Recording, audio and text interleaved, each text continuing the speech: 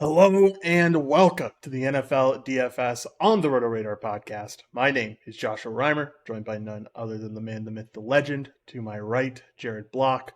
Jared, first video podcast we've done in quite a while. Have to get used to it a little bit, but how are you doing and how are you enjoying this Friday afternoon? Yeah, man, you're gonna be seeing me sipping some coffee here this afternoon. It's a long show. We gotta stay not only hydrated but awake. It's Favorite water been, bottle here. you know, rough night for me as a Packers fan last night, but glad to get the Yeah. dubs on Thursday Night Football. So, yeah, I mean, I don't have much more to say other than that because it was that kind of game for us yesterday. But great start to the season so far, and yeah, hopefully everybody's liking the new updates to the video. Yeah, man, exciting. We've been kind of planning this since the beginning of the NFL season. Ran into some troubles early on. We're planning on doing it last week. Then my camera ended up breaking, and so it's been a long time coming. But excited to do this on video. Excited to also have it provided in audio as well. So however you want to listen to it, you can listen to it, and hopefully you guys enjoy the video aspect. Absolutely. We have a spot where I think that this week is going to be, and probably for a couple weeks now, just continuously harder to predict ownership as well as just waiting until Sunday morning to get final news. It's been, I think we only week one or week two had spots where we kind of felt like we had everything controlled Friday afternoon, and we just got a couple more injury reports. We're also in a stint where I would say 5 to 7 quarterback jobs are unknown right now. So that's going to be a huge thing for the slate. Thankfully, we just got Anthony Richardson as a full go for this weekend, and that's going to be a huge point of conversation. But we have one or two more bigger main slates. This one's 12 games. And then we get to start to get into bye weeks. And we also have Mhm. our first London game on Sunday morning, which will be providing content for not on this podcast, but in general. So just kind of wanted to give a brief overview of how this week four is going to go. Yeah, man, for sure. It's going to be fun times. Lots of NFL on the docket for this week, and we're excited to talk about it. So, Jared, you ready to go? Absolutely. Before we get into things here, I know we'll be talking about the very interesting and slate breaking Miami Dolphins versus Buffalo Bills game. But before we get into the odds, just want to give a quick shout out to our sponsor for this podcast, betonline.ag. Over 25 plus years of trusted online service. BetOnline has live betting, prop building, odds boosters, same game parlays.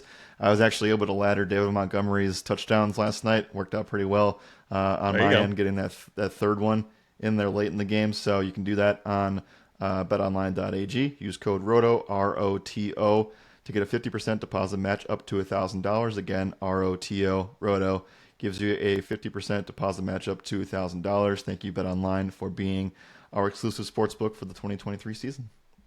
For sure. All right, let's get started with this first game. Jared, first game up is going to be the Miami Dolphins facing off against the Buffalo Bills here. Bills come in at 2.5 point favorites, over under 53.5. We're expecting some offensive fireworks. We just saw this Dolphins team run a track meet against that Broncos team, and we saw a lot of good things out of them. And it seems like that offense is a full go right now. They're getting back Jalen Waddle this week, which Yep. makes it really insane the fact that they did all that last week without Jalen Waddle. Now you get him back. You obviously have this two-headed backfield with Devon Achane and Raheem Mostert. This Bills defense looked scary last week, but I think they've looked scary against some really bad teams in terms of their offense. I don't know if the Commanders are necessarily a bad team, but they're certainly not, top level like this Miami offense is. So give me your thoughts on what the Dolphins can do here against the Buffalo Bills away from home as well. Important to note that this is in Buffalo. Right. So first things first, we got the Raheem Mostert call right last week. Felt really good about that at 40% or less ownership on FanDuel. And you're also talking to a guy that had Devon on his bench in multiple leagues. So that Back. also worked out really well for me. Not. But yeah, glad we got one spot right. Tyreek Hill definitely can break a slate at any point now. And the problem with this game, well, I guess the positives and the negatives are kind of equal here. It is the largest total on the slate by at least 6 points in many places. But online, I think the next closest game is a 46 or a 48 total in that Raiders Chargers game. So again, it's a touchdown above everything else, and people are going to gravitate to it. The problem that I see this week is that this game is just so expensive that it's hard to grab multiple pieces of it.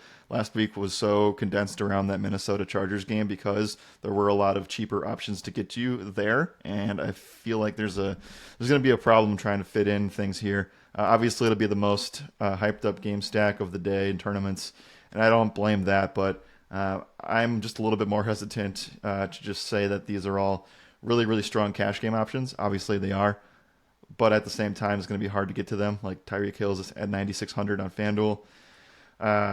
You get the spot for Raheem Mostert, who's almost 8K, and now we know that Devon is going to start getting touches a little bit more in this offense, so there's some risk there too. As far as the rest of the Dolphins go, I mean, I think that they're really good tournament plays. Jalen Waddle brings more target, share to the mix here. I think that, again, Miami turns out to just be a really good tournament team.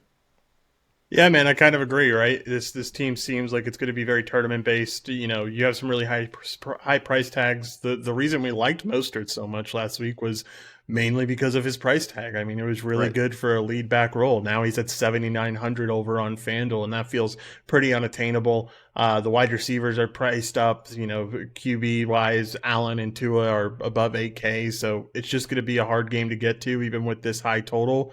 If there was one guy on the Dolphins that you could call cash game worthy, who would it be? Well, I think that it would just straight up be the Hill spot.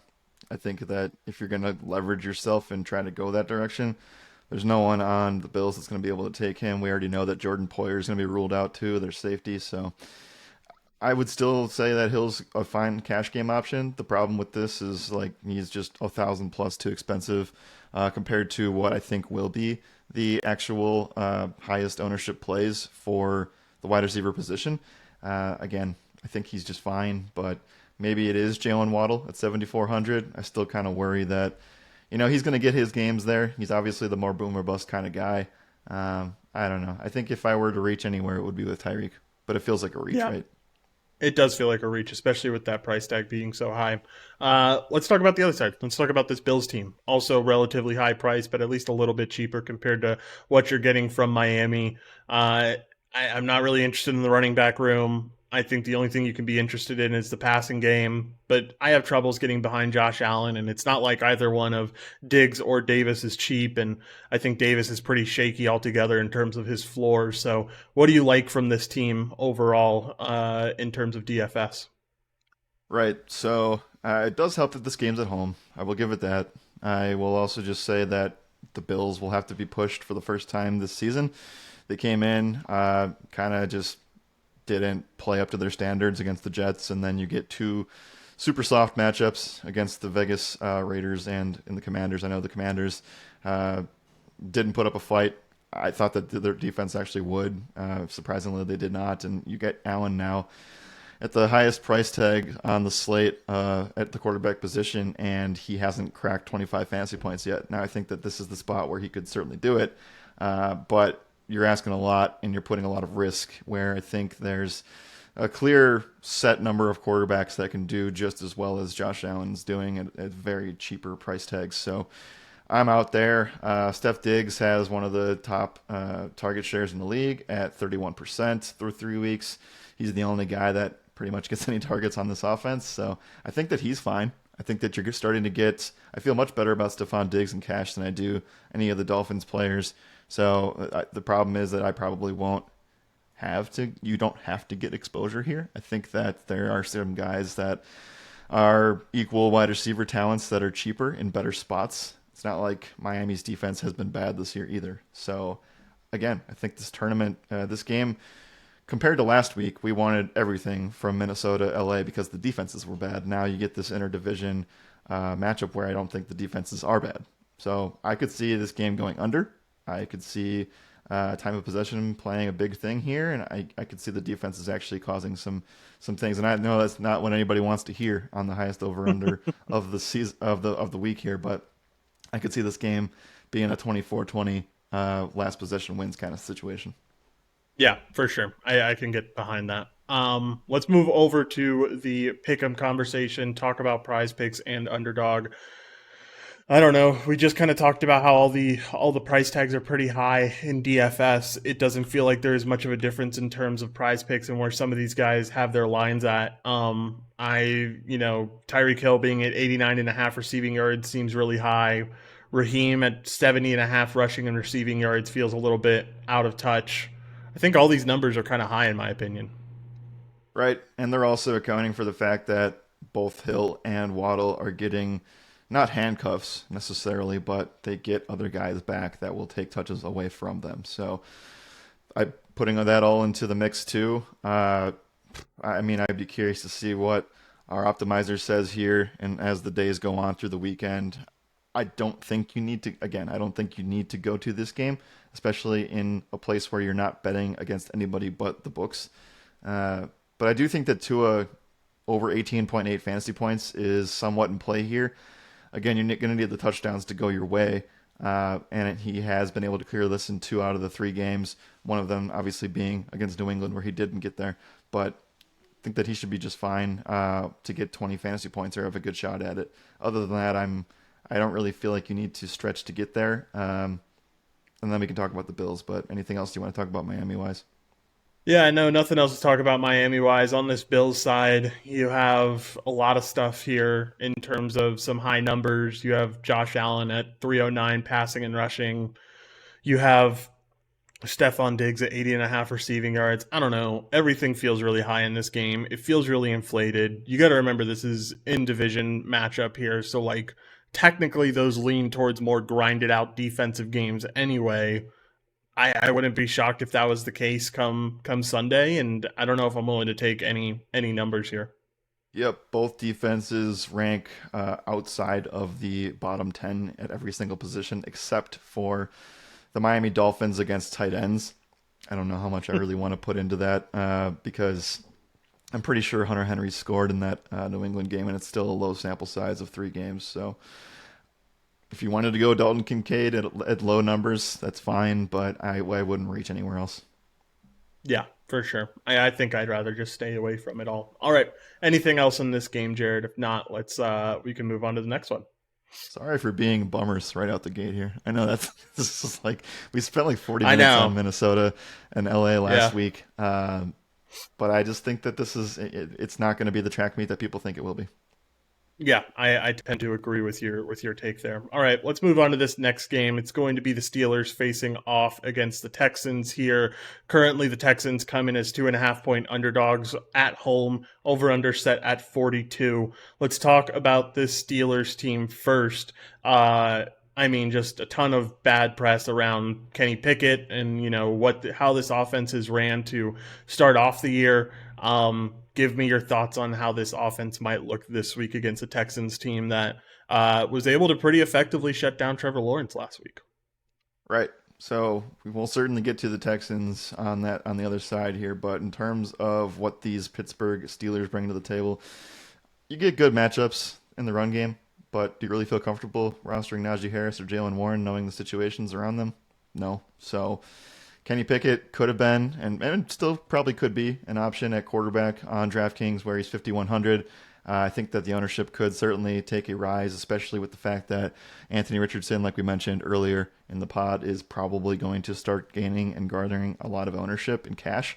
So I could see people trying to get Kenny Pickett in a spot where I think they'll be a little bit more eager to pass and potentially and be able to move the ball. I think they will be able to do that. I know. We'll talk about Houston's D, but I think that this is going to be a spot where you should see some pushing.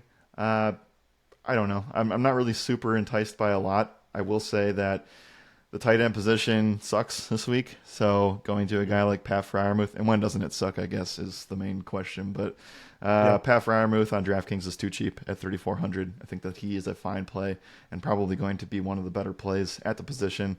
As far as FanDuel, I don't think you need to go there, but he's certainly there at 5,500. I don't know about you, and it's more of a price thing than anything else now. I'm just not a huge George Pickens fan outside of, like, I get the hype, I get the big play thing. I'm just not a huge fan of George Pickens, honestly. Yeah, it's kind of tough to predict that ceiling, right? And so it's kind of difficult to go there. I feel like if I'm tempted to go anywhere in this game, it is to go to one of these running backs, and it's probably more of a tournament based take. But Yeah. as much hate as Najee Harris gets, he's bound to fall into getting a touchdown one of these weeks. He's getting enough touches to where I don't think it's completely out of line for him, and especially with how this offense is done in the passing game, like. I don't know. Pickett might underwhelm. They might decide to run the ball a little bit more. And I don't mind going either Najee or Jalen Warren. I think both are solid options, and you can go one or the other in tournaments. And I think you're going to get some pretty big leverage on the field because I don't imagine either one of them being very owned this week. So that's probably my only No. take here is that I could get behind the running back situation. In tournaments, I think Pittsburgh, Houston stacks are going to be really nice. I think that they correlate pretty well. I think the game stays close, and I think also Houston has a shot at winning this game. Uh, but I also think that you're going to get, like you said, lower ownership on those guys. It's just so tough. I would lean with Warren if anything, but I understand either direction. I just can't get behind Najee Harris, and I'm thankfully we don't have to play him in cash this week because there are so many guys in his price range on both sites that are going to be popping as better values. So thankfully we don't have to do that in cash, but in tournaments I think this game has some upside, and it starts with Houston honestly for me. Yeah, for sure. I can get behind that. All right. Let's talk about the other side. Let's talk about this Texans team that, like I said, really impressed last week against the Jags. I mean, I think they looked really good overall. The passing game looked amazing, and CJ Stroud looks like a very very good pick for this team. He is Yeah. looking incredible in his rookie season, and I think you can make a lot of cases that he's looking better than Bryce Young. I don't know if he's looking better than Richardson at this point, but I think they're closer to each other than Bryce Young and Stroud. So let's talk about Stroud first. And how do you think he does against a still tough Steelers defense? Yeah, I mean, rookie of the year stuff aside, he's the only one that's played 3 games, so I guess that's the best sample size we have at the moment. What I Yep. will say, and what I'm very intrigued about, number one, just a side note for Sunday, which is really gross, but you can pass on Jacksonville, and they certainly were able to do that last week. And this spot will be the toughest defensive matchup that he's going to face this season against the Pittsburgh Steelers. I am probably taking a little bit of a step back, although I did say that I do like them in tournaments. I do. I think that they'll have to throw. And the more intriguing thing here is if Houston is going to be behind, they still have some offensive line issues. They're going to be forced to pass a lot, and they're going to be a team that's going to be pass rate over expectation up at the top 10 of the league here. CJ Stroud has the sixth most, I want to say. Fact check me on that. I'm not sure, but fifth or sixth most yards per game passing. He also is going to be on pace to throw what seems to be 35 plus times a game up into the 40s if this game, if they find themselves down in this spot. So they're going to have to win with the passing game. I don't think they can run the ball effectively. Well, maybe they will be able to, depending on if Cam Hayward's in or out. Usually teams have been able to run very well on the Pittsburgh Steelers if he's out, which we'll have to see coming into this week. So I do like the upside the Texans bring. They have a tough matchup, but again, the passing volume could trump things for DFS purposes for tournaments. Yeah, for sure. Sixth most. You were dead on. 300 passing yards, 302 passing Yeah. yards per game so far for CJ Stroud. Yeah, I like the general upside of the passing game. I think they're going to have to throw the ball.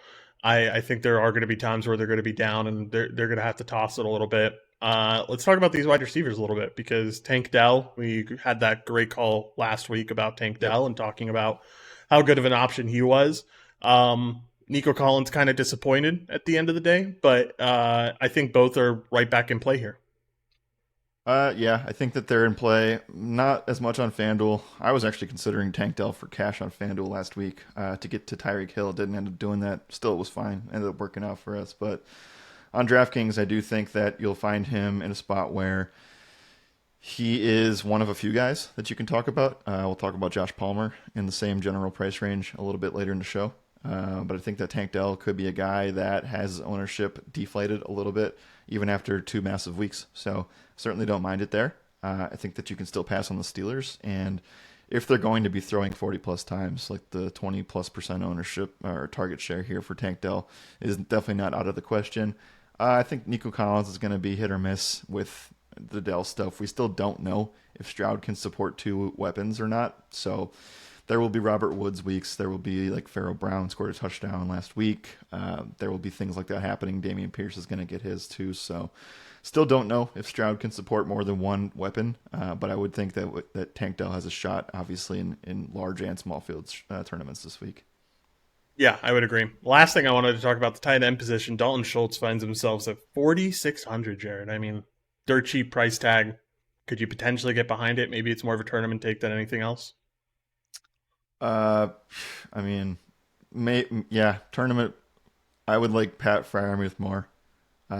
Did I say Pharaoh Brown? Maybe I meant Brevin Jordan. I don't remember. Pharaoh Brown also scored a touchdown for the Patriots last week, so yeah, I don't think you're. I just can't. Yeah, I knew who you were back talking to about Watson at least. days. Okay. Yeah. I think he's fine. I'm kind of disappointed on what Schultz has brought to the table so far, though. Yeah, definitely proven that he wasn't necessarily worth that $9 million that they paid him. All right, anything else on the DFS side, Jared? If not, let's go talk about Prize Picks and Underdog. If you wanted to, it's a pretty affordable. Well, not affordable. I guess if you wanted to pay up and play Steelers, you certainly could on DraftKings and on FanDuel. They're going to be very low owned, and I think that there's a shot that they just completely stop Stroud too. Right? There's always that in the books. So I could see that happening as an outcome as well. But I am expecting this game to be a little bit more of a shootout than what most would say. Yeah, I would tend to agree with that. All right, let's talk about the Texans over on Prize Picks. Currently, C.J. Stroud comes in with the 240.5 passing yard total. You have Tank Dell at 44.5 passing or receiving yards.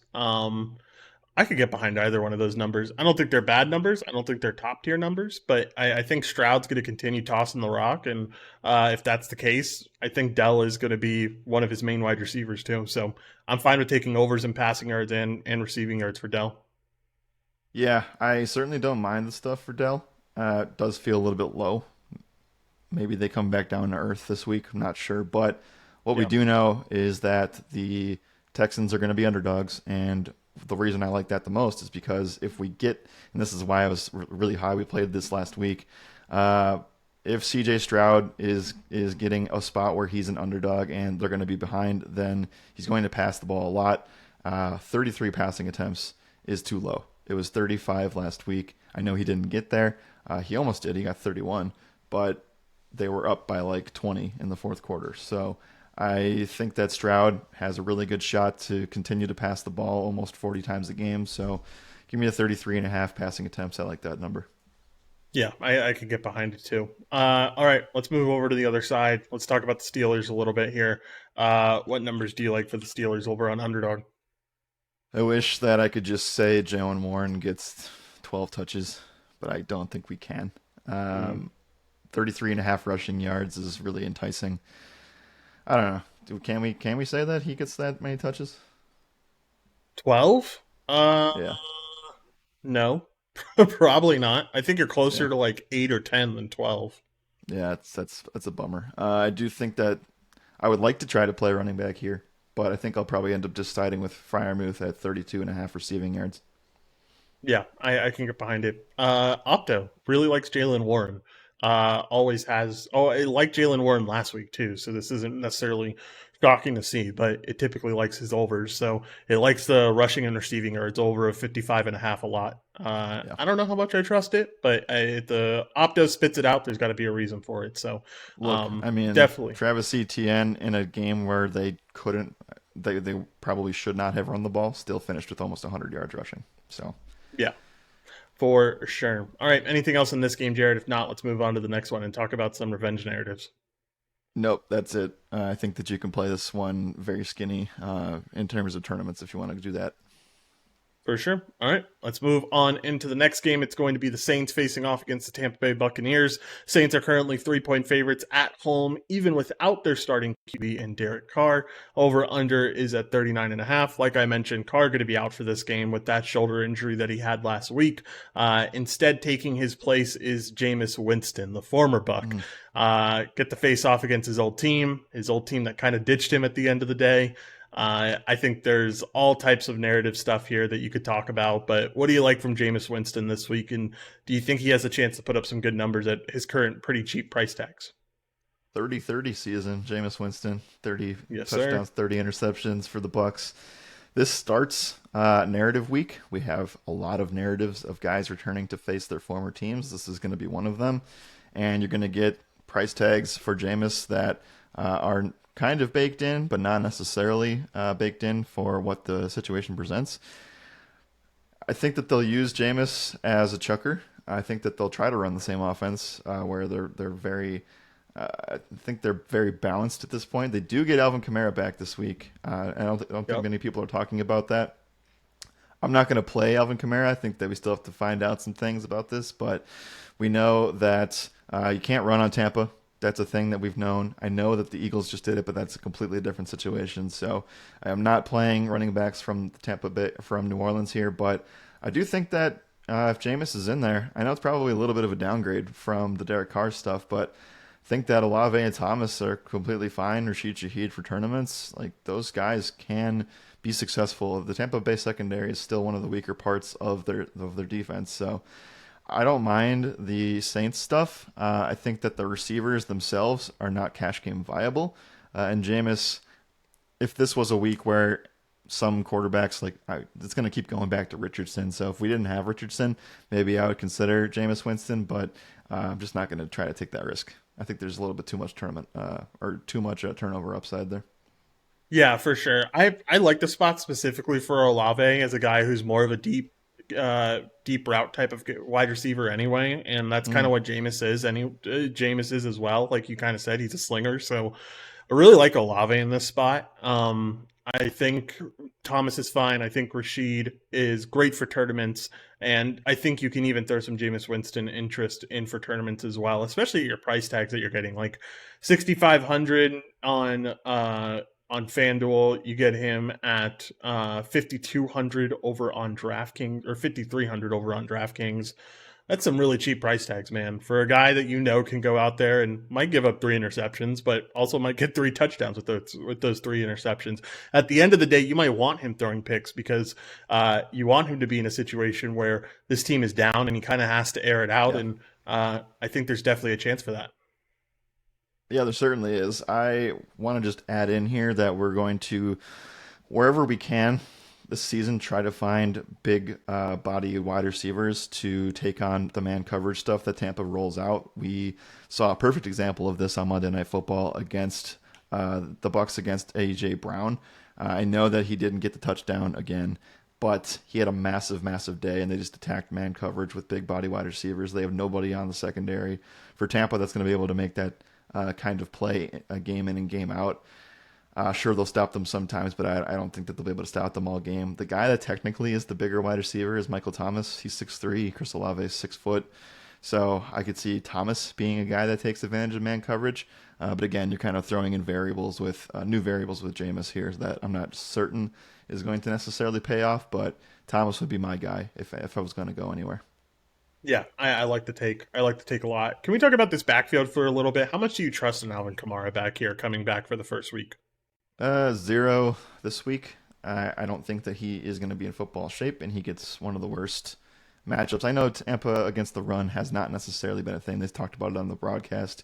We've talked about it on other shows. I just don't play running backs against the Tampa Bay Bucks, and while they're not a top 5 defense anymore in that regard, it's still going to be a spot where I'm going to fade it and see how it goes. Looking at the Saints schedule right now, just to see if there's maybe let's just wait 2 weeks. He's going to face the Texans on the 15th. So I have no interest in going the Kamara route. He's going to struggle this week. He's going to struggle against the Pats next week. Just wait a couple weeks. He'll be fine. I'm not touching anybody else, though. I can get behind it. Let's talk about this other team. Let's talk about the Buccaneers, Jared. I don't know if you're excited, but I am. It's our thing that we get every 2 weeks in the NFL season. Mike Evans versus Marshawn Lattimore is always fun to watch, and usually results in fights as well. So should be a fun time this Sunday. Let's talk about this Tampa Bay team as a whole. I think I can speak for you and myself in saying that no Rachaad White this week. Not interested at all against a very good Saints run defense. But it does get me excited about what this Tampa Bay team can bring to the passing game. So talk about Baker Mayfield, talk about his weapons, and what do you like here? Yeah, I think the Bucks are a really good tournament team this week. I think this could be potentially, Yeah, I understand the Mike Evans narratives because they are real, and we know that how heated this stuff gets. I still kind of gravitate. I guess Mike Evans would be a strong tournament play. It's kind of similar to the Stephon Diggs stuff, where the price tag makes sense, but and the volume does too. Like he scored in that matchup last week, where I thought it was one of the tougher ones that he was going to have to face this season. Uh, but I think my love goes to Chris Godwin this week. I think that we'll find a spot where he is going to be in a lot of just man or zone. So I think that we'll find Chris Godwin in a spot where he probably gets a little bit more looks this week. I know he hasn't been the favorite candidate for targets this season. It's definitely been Mike Evans, and we've kind of pointed that out as we've gone on each main slate. So I'll take a shot on Chris Godwin. That's really all I want to do. Definitely no Rashad White this week. We're getting off the train. And I think, Baker's fine, but New Orleans is a pretty stout defense. So I'm glad to kind of just either stay away completely in cash or just be very limited in my tournament exposure. For sure. I can get behind it. All right. Anything else here, Jared? If not, let's talk about the pickup conversation. Sure. Now, I think I'll make it pretty short for me. I don't really have much of a. I have no interest in Tampa, and I think that I'd be willing to potentially take an under on Alvin Kamara rushing yards. It's only at 53, but I don't think that they'll be able to run very effectively this week. And I'd be willing to get behind Michael Thomas over 4.5 receptions, but those are just honestly just bets on funnels and things like that. Yeah, I like that 4.5 receptions. It's a 5 on PrizePicks right now, so might get bumped here as we get into the weekend. Definitely don't mind it, and I like that under on Kamara too. Having playing your first game in quite a while and it being against the Bucks, like that's just a tough situation to come into. I'll be really interested when they post these Jameis lines. I'm assuming we're gonna have to get the official ruling of Carr being out before they end up doing that, but Yeah. as soon as they do end up posting those lines, I'm going to be interested in them. Talking about the other side, talking about what the Bucks bring to the table. I'm guessing you're not going to have much interest here, but I don't mind Mike Evans over receiving yards because of the narrative. I don't mind Mayfield over 218.5 passing yards. I know the Opto likes that as well. So yeah, I think those are the only two plays that I think are remotely playable here. Yeah, Baker overpassing is fine. I won't touch anything else though. For sure. All right. Let's move on into this next game, Jared, if you're ready. Yeah, we're ready. We have not gotten, so for those listening back or watching back, it is 12:48 Central, so almost 2 Eastern on the East Coast. No news yet about the quarterback situation here. Yep, for sure. All right, let's move on into this next game. Next game up is going to be the Cincinnati Bengals taking on the Tennessee Titans. Currently, we have the Titans as 2.5-point underdogs at home in Nissan Stadium. Over under at 41 here. Let's talk about this Bengals team, a team that finally got their win on Monday Night Football. I don't think Joe Burrow looked full strength at all, but he at least got the win, which is what matters the most at the end of the day. What are you expecting from this Joe Burrow-led offense? We're assuming that he's still dealing with this calf injury and that it's still relatively bad. And so I just don't know how much I can trust this offense until we see some improvement in that. But this is also a great spot to take advantage of a very, very bad secondary. Yeah, so good. Bad news first, good news second. Bad news is that they played on Monday night. Was probably a closer game than they had wanted.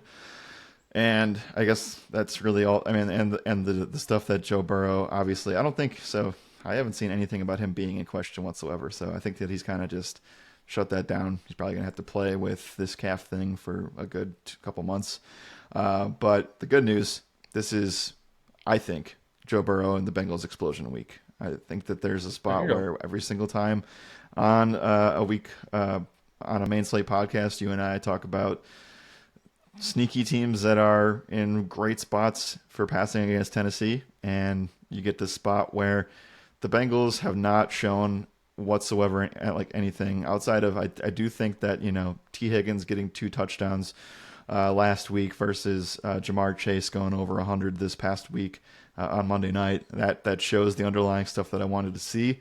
And I know Joe Burrow hasn't shown it fantasy wise, but you talk about passing and what they're going to have to do this week. He threw 49 times against the Rams. He threw 41 times against Baltimore. he got benched in the Cleveland game, so I won't even bring that one up. But if he's going to throw 40 plus times against Tennessee, good things are going to happen. And we've been targeting this secondary all year. They're going to be a pass funnel. So completely out on Joe Mixon this week. But I do think that puts Jamar Chase, T. Higgins. I can't trust the tight ends. I went that direction on Monday Night Football. It completely missed. So I will not be going back to the tight ends there. But Boyd, Blame you. like all the three wide receivers are fantastic options this week. So Jamar Chase, I think, is in play for cash, and he's probably going to be less owned than a guy like Devontae Adams or Steph Diggs. I think that the Bengals have the sky's the limit, and this is the classic like week 4, week 5. Joe Burrow throws for 400 yards and 3 touchdowns in 3 quarters. Yeah, I guess my only concern is like I know the spread is at 2.5. I feel like I might go bet on the Bengals at the end of this game because I see them covering a field goal and I see them winning. I could see them winning by 2 scores, and I wouldn't be all that surprised. Especially with how bad this passing game is. I just worry they take their foot off the pedal a little bit coming into that second half. And, you saw Burrow throw for 40 against the Ravens because they were down a significant amount coming into that fourth quarter. And I think that you saw them throw the ball a lot last week just because of they needed to generate some offense at some point and they weren't trusting in anything else. So I don't know if he gets up to 40 attempts again, but if he does, he's certainly going to have that explosion week that you talked about, especially against this defense. Yeah, against fantasy wide receivers, Tennessee is giving up the 4th most fantasy points to the opposing wide receiver. So it's just a clear funnel situation there, and we'll talk about other teams on the slate that are giving up just as much too. I love the Bengals passing offense this week, and we'll definitely have exposure to them in the pick'em stuff. But let's talk about the Titans. Yeah, let's talk about this Titans team. We saw them kind of get embarrassed last week by what the Browns brought to the table. I mean, they didn't even look like they stood a chance. We saw Derrick Henry very limited, like we talked about in that game. Yep. We saw a lot of just inefficiency to move the ball. So what are we expecting this week from this Tennessee team? I mean, you're facing off against Cincinnati now. This defense still is tough, but it's definitely not as tough as what the Browns brought to the table. So do we expect some positive regression from this Tennessee Titans team? I don't know. That's my best answer. That's a great way to put it because that's exactly how I feel. I don't know. I don't want to. I think that eventually, they'll always try to bring teams down to their level and play, and I know that, and I'm still very bullish on the passing game, but there's always that hint in the back of my mind saying that, just be careful with that. I think that Henry's off limits in cash and maybe even in tournaments or just limited exposure in tournaments until we see something. And we know that Cincinnati is a very good second half adjustment team. So I'm off there. DeAndre Hopkins feels like he's going to be questionable every single week, and he hasn't shown, and it's maybe more so on Tannehill than anything else.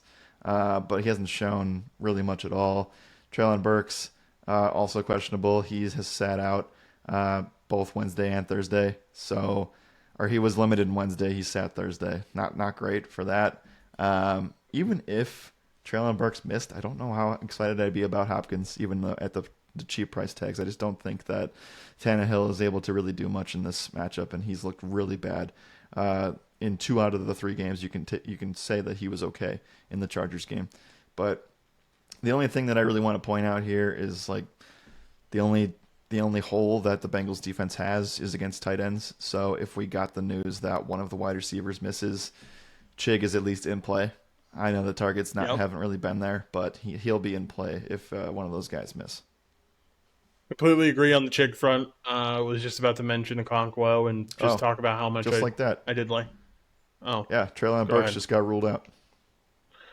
All right, so this brings up my next point that I was going to talk about because I do like Okonkwo, but I feel like every time we see a wide receiver go out for this Tennessee Titans team, we always see Westbrook-Ikhine get some type of big involvement. And I know it's kind of more of a dart throw than anything else, but you're getting him at 3,300 on DraftKings. You're getting him at 5.2 on FanDuel.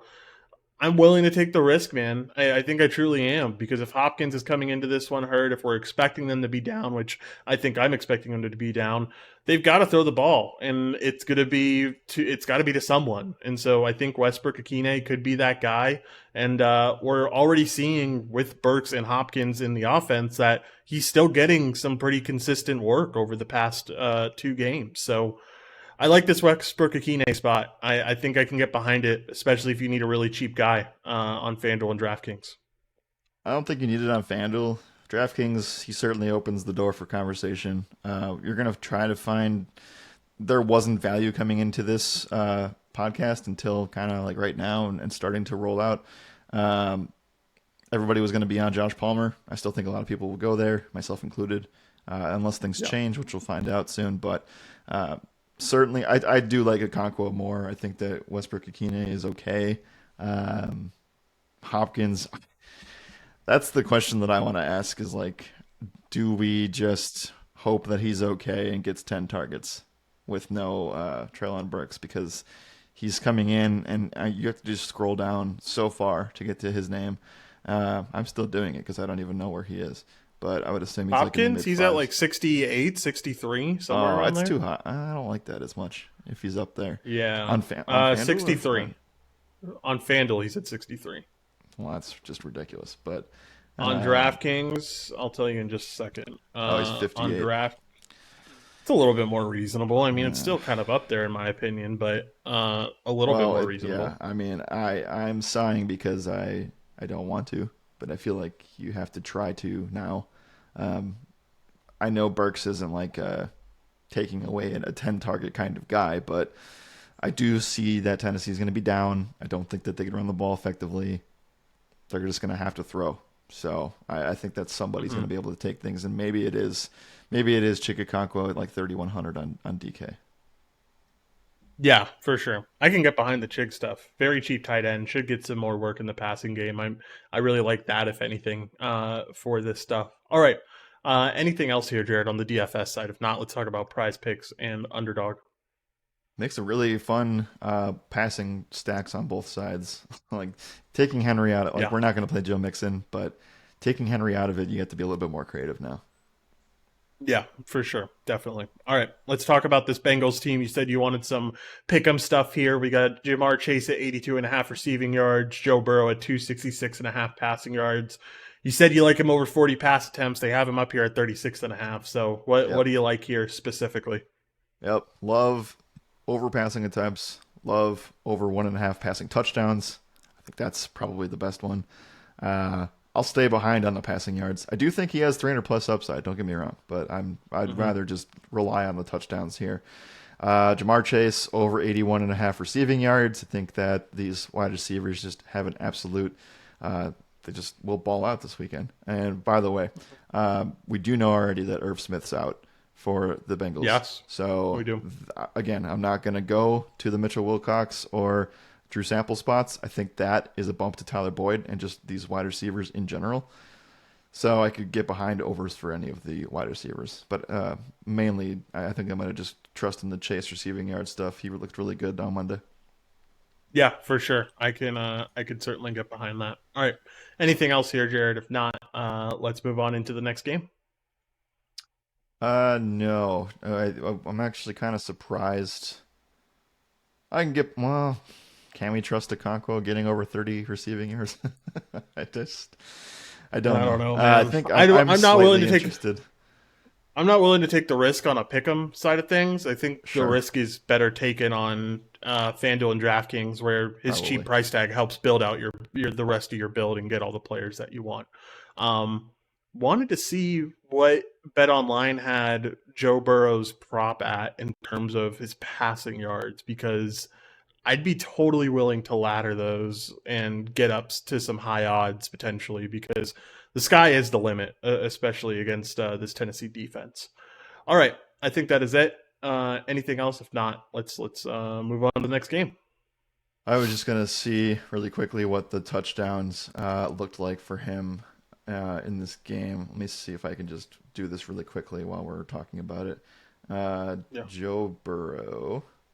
I don't think he has anything up yet, but in the case that he does, like if we were to get, I'd almost try to go, like I know one touchdown is going to be like minus 250, minus 300, but Mhm. I would start at two and then just go up to four. So bet two touchdowns, three touchdowns, four touchdowns.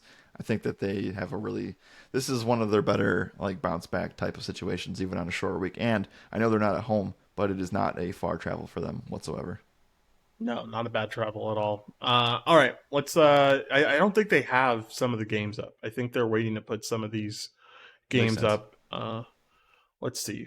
Yeah, nothing up for this team yet. There's some touchdown stuff up, but that's anytime. That's not passing touchdowns or anything. So I think we're gonna have to wait. But make sure to go check out Bet Online and go check out their prop builder. It's a lot of fun what you can do over there. All right, next game up is going to be the Minnesota Vikings taking on the Carolina Panthers. Currently, the Panthers are at home and they come in as. Why can't I find this on my page? Are these odds not up? Nope, I lied. Well, we don't know who. Panthers Well, come in. Bryce Young's quarterback, so that's probably just Yeah, going in now. Panthers are coming in at plus 4.5 here. Over under is at 46.5.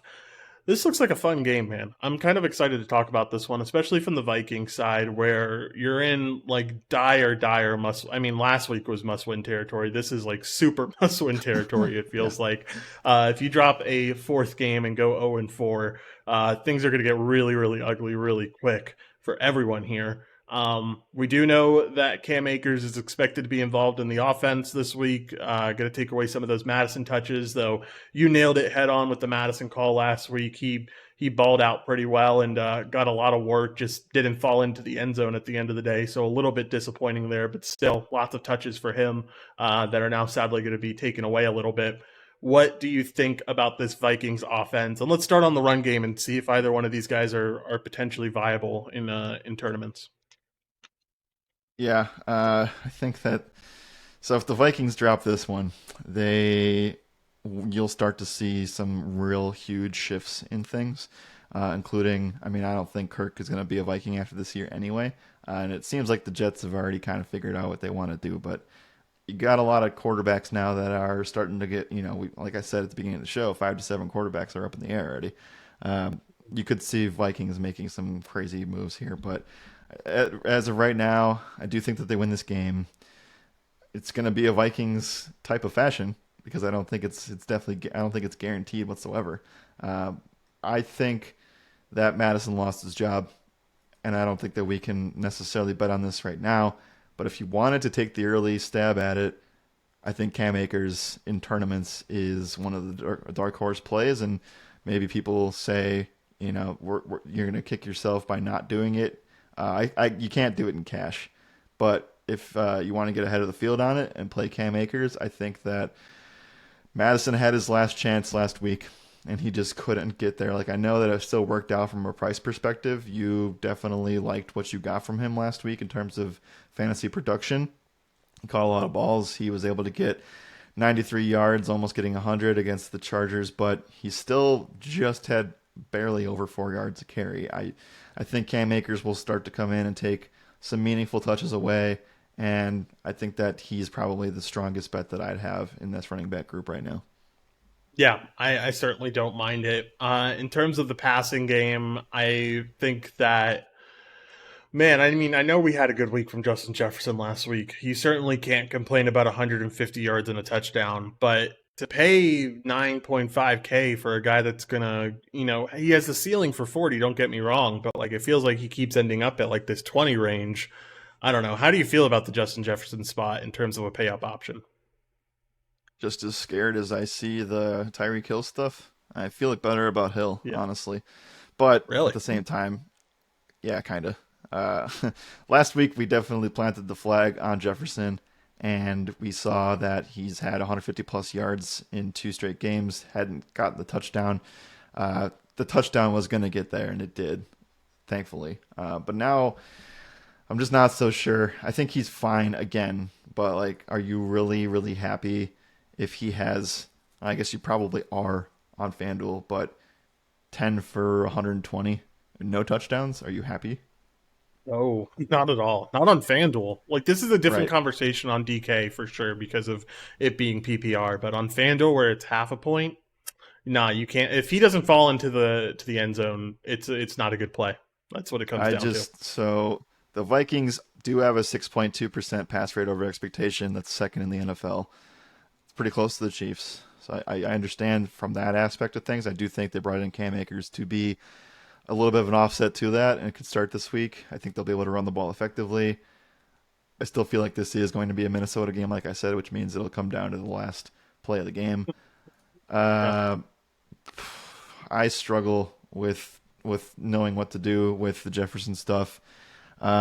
9,600 on both sites is a spot where I would much rather lean on a Jamar Chase, a Devontae Adams, a Steph Diggs. We'll talk about Adams here in a bit. Even the Chargers wide receivers with no Mike Williams. So I think Jefferson's going to be a good tournament play no matter what.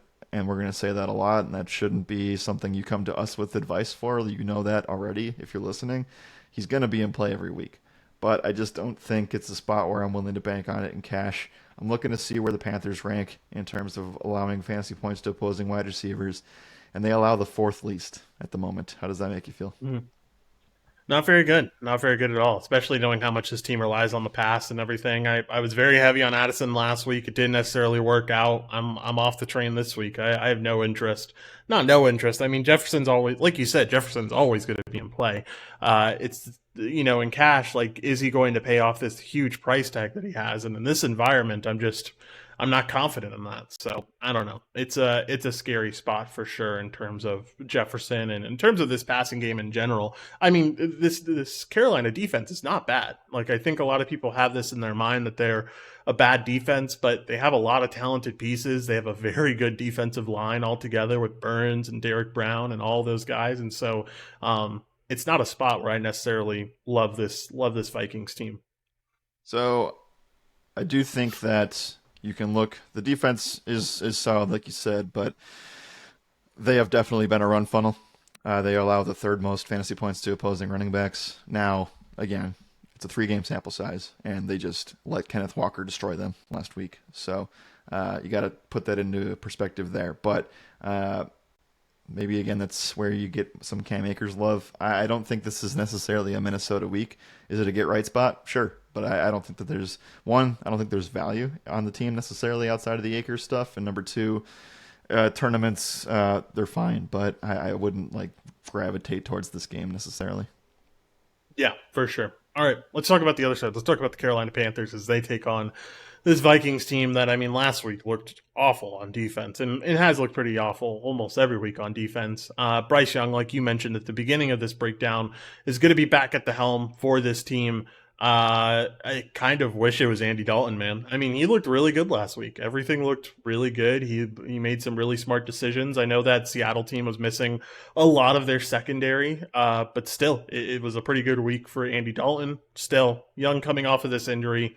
Don't know how much you can really trust it. I don't think they would put him out there unless he was fully healthy anyway. So I don't think the re-injury risk is too much of a concern. But how much are you trusting? Let's start off with this wide receiver room and start off with Adam Thielen because back-to-back really big weeks. One with Bryce Young, one with Andy Dalton.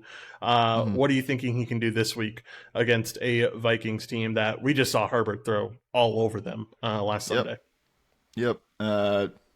Obviously, two different calibers of offense, but at the same Yeah. time, yeah, Adam Thielen's in revenge week. He gets to face Minnesota. The only Oh time, yeah. yeah, the only problem with it is that they are not in Minnesota, which Hmm. again is fine. But I still think that the Vikings defense is Swiss cheese. They allow the third most fantasy points to wide receivers. They allow the third most fantasy points to opposing quarterbacks. That shouldn't be a shock to anybody if you've watched Vikings games this season. Adam Thielen is going to come in with a huge target share, and I think that Carolina, they don't have necessarily like the ring the bell, sound the alarm stuff that the Vikings do, but I wouldn't be surprised if they made this thing within 3 points at the end of the day. So I don't think we should expect Thielen to go 11 for 145 and one, but I think he's a really, really strong candidate to pay down for, and I think that the matchup's great. I worry a little bit about Bryce and throwing the football, but I'm not worried about the ankle injury. I'm more so just worried about him coming in and facing a team that he should have success in. And if he doesn't, you're going to be really bummed, especially when you're relying on. I think you need to get a 4K wide receiver right on DraftKings, and Thielen certainly can be that guy. Like, I would take Thielen in a heartbeat over Josh Palmer this week. Yeah, for sure, without a doubt. We'll get to that Palmer spot a little bit later on in the show. I think the big question is here, like he's 4,500 on DraftKings. That is a fantastic price tag to get him at. The question is, like, can you stomach a $6,800 price tag on FanDuel? Because that feels like a completely different conversation than what we just talked about with DK. 6,800 is tough. You're only 800 away from, or 700 away from getting Puka in a really enticing spot. I think that the mid-range wide receivers on FanDuel is kind of a dead zone. But it was something that happened last week too, and a lot of those guys paid off. I remember Cooper was in that range, Pittman was in that range. I don't think you need to do that this week either, but Thielen on FanDuel, you play him on FanDuel because he can score touchdowns. Do I feel as good about that this week with Bryce back? I don't know, but he did do it 2 weeks ago. Yeah, for sure. I could definitely see it happening. I don't think it's out of the realm of possibility. I think price tag just feels a little bit hard to stomach when you know that he's at such a cheaper price tag over on DraftKings. Let's talk about this running game a little bit, because I have heard some rumbling about Miles Sanders potentially being a little bit of in a chalky conversation this week. We've seen him continue to get a big workload. We've seen him get involved in the passing game, and it seems like the he's just going to be the main guy in this running back room week after week. So, what do you think about Miles Sanders, and are you willing to take a chance on him at the price tag of 6,600? I think first we need to see if he's playing. This is going to be tough because I think that he is one of the 4 or 5 running backs that really hinges this slate a little bit. I think that running backs against the Vikings can certainly do well, and we know that Sanders has the ability to also catch passes. He's had phenomenal. Like, I think this is another call that I was really stoked on being right about, because over the last 4 or 5 months, people have been like, Miles Sanders can't catch passes. His ADP sucks because he's on a terrible team.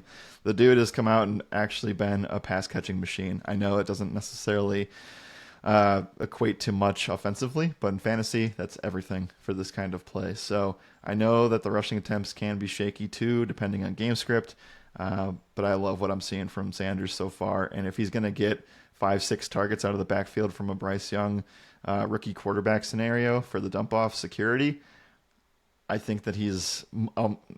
Well, I don't want to call it a must play, but it's very close, and I feel like I'm getting closer to that if he's healthy, and especially on DraftKings, where you know those points per dollar, point per reception points are so important. So Miles Sanders, I think he could be a slam dunk this weekend.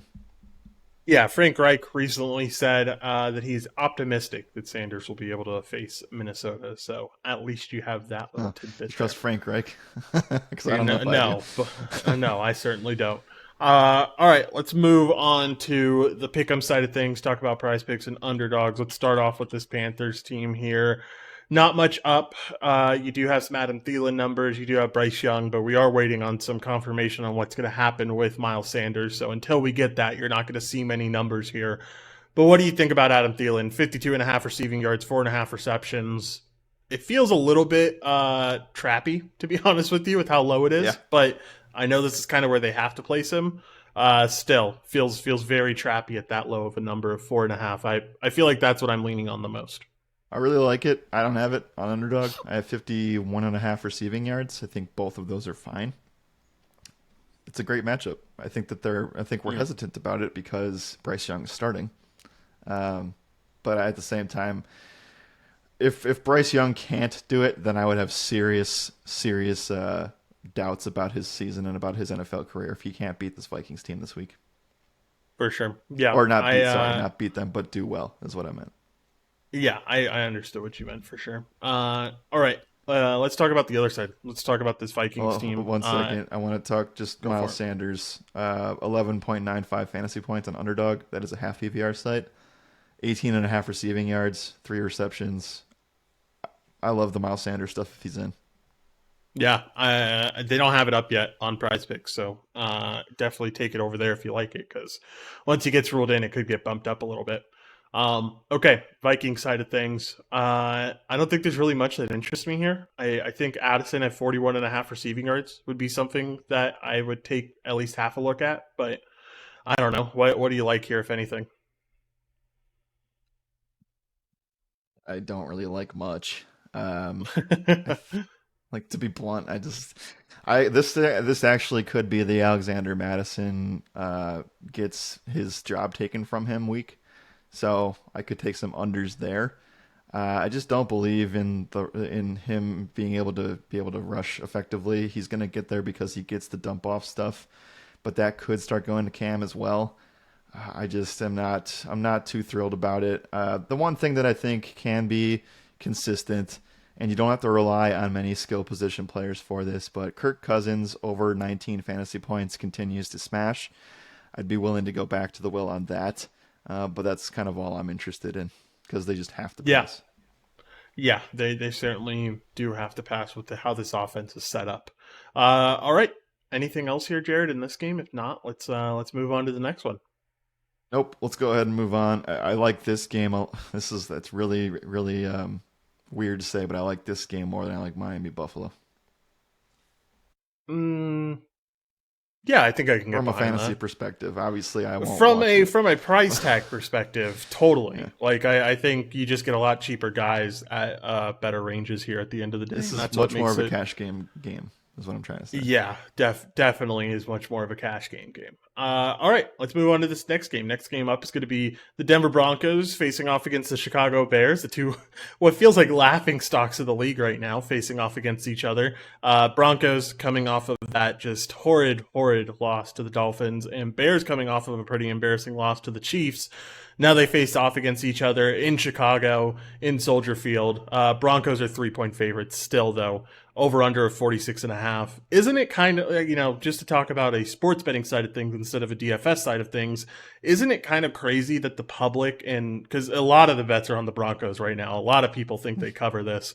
Isn't it crazy that people are more willing to bet on a team that just gave up 70 points in a game than bet on Justin Fields right now? Because that's Yeah, mind blowing to me. that's rough, dude. Yeah, you're making my dynasty teams cringe with the Justin Fields stuff. We'll talk about him. Yeah. Uh, but yeah, I so as a person who bet on the Dolphins -6, I was very happy about that. I think Denver sucks. I think that but it's undeniable that this Bears team is the worst team in the NFL. You thought that maybe Arizona was the worst team in the NFL. It's clearly Chicago. And if this game was not in a big market in Chicago, I think it would be one of the least watched games of all the whole season, if not the last couple seasons. So Yeah. no one wants to watch this game, but we have to talk about it for fantasy purposes because both defenses are abysmal. So I actually just want to shout out one of our NFL analysts, Kai Blanos, in the Discord.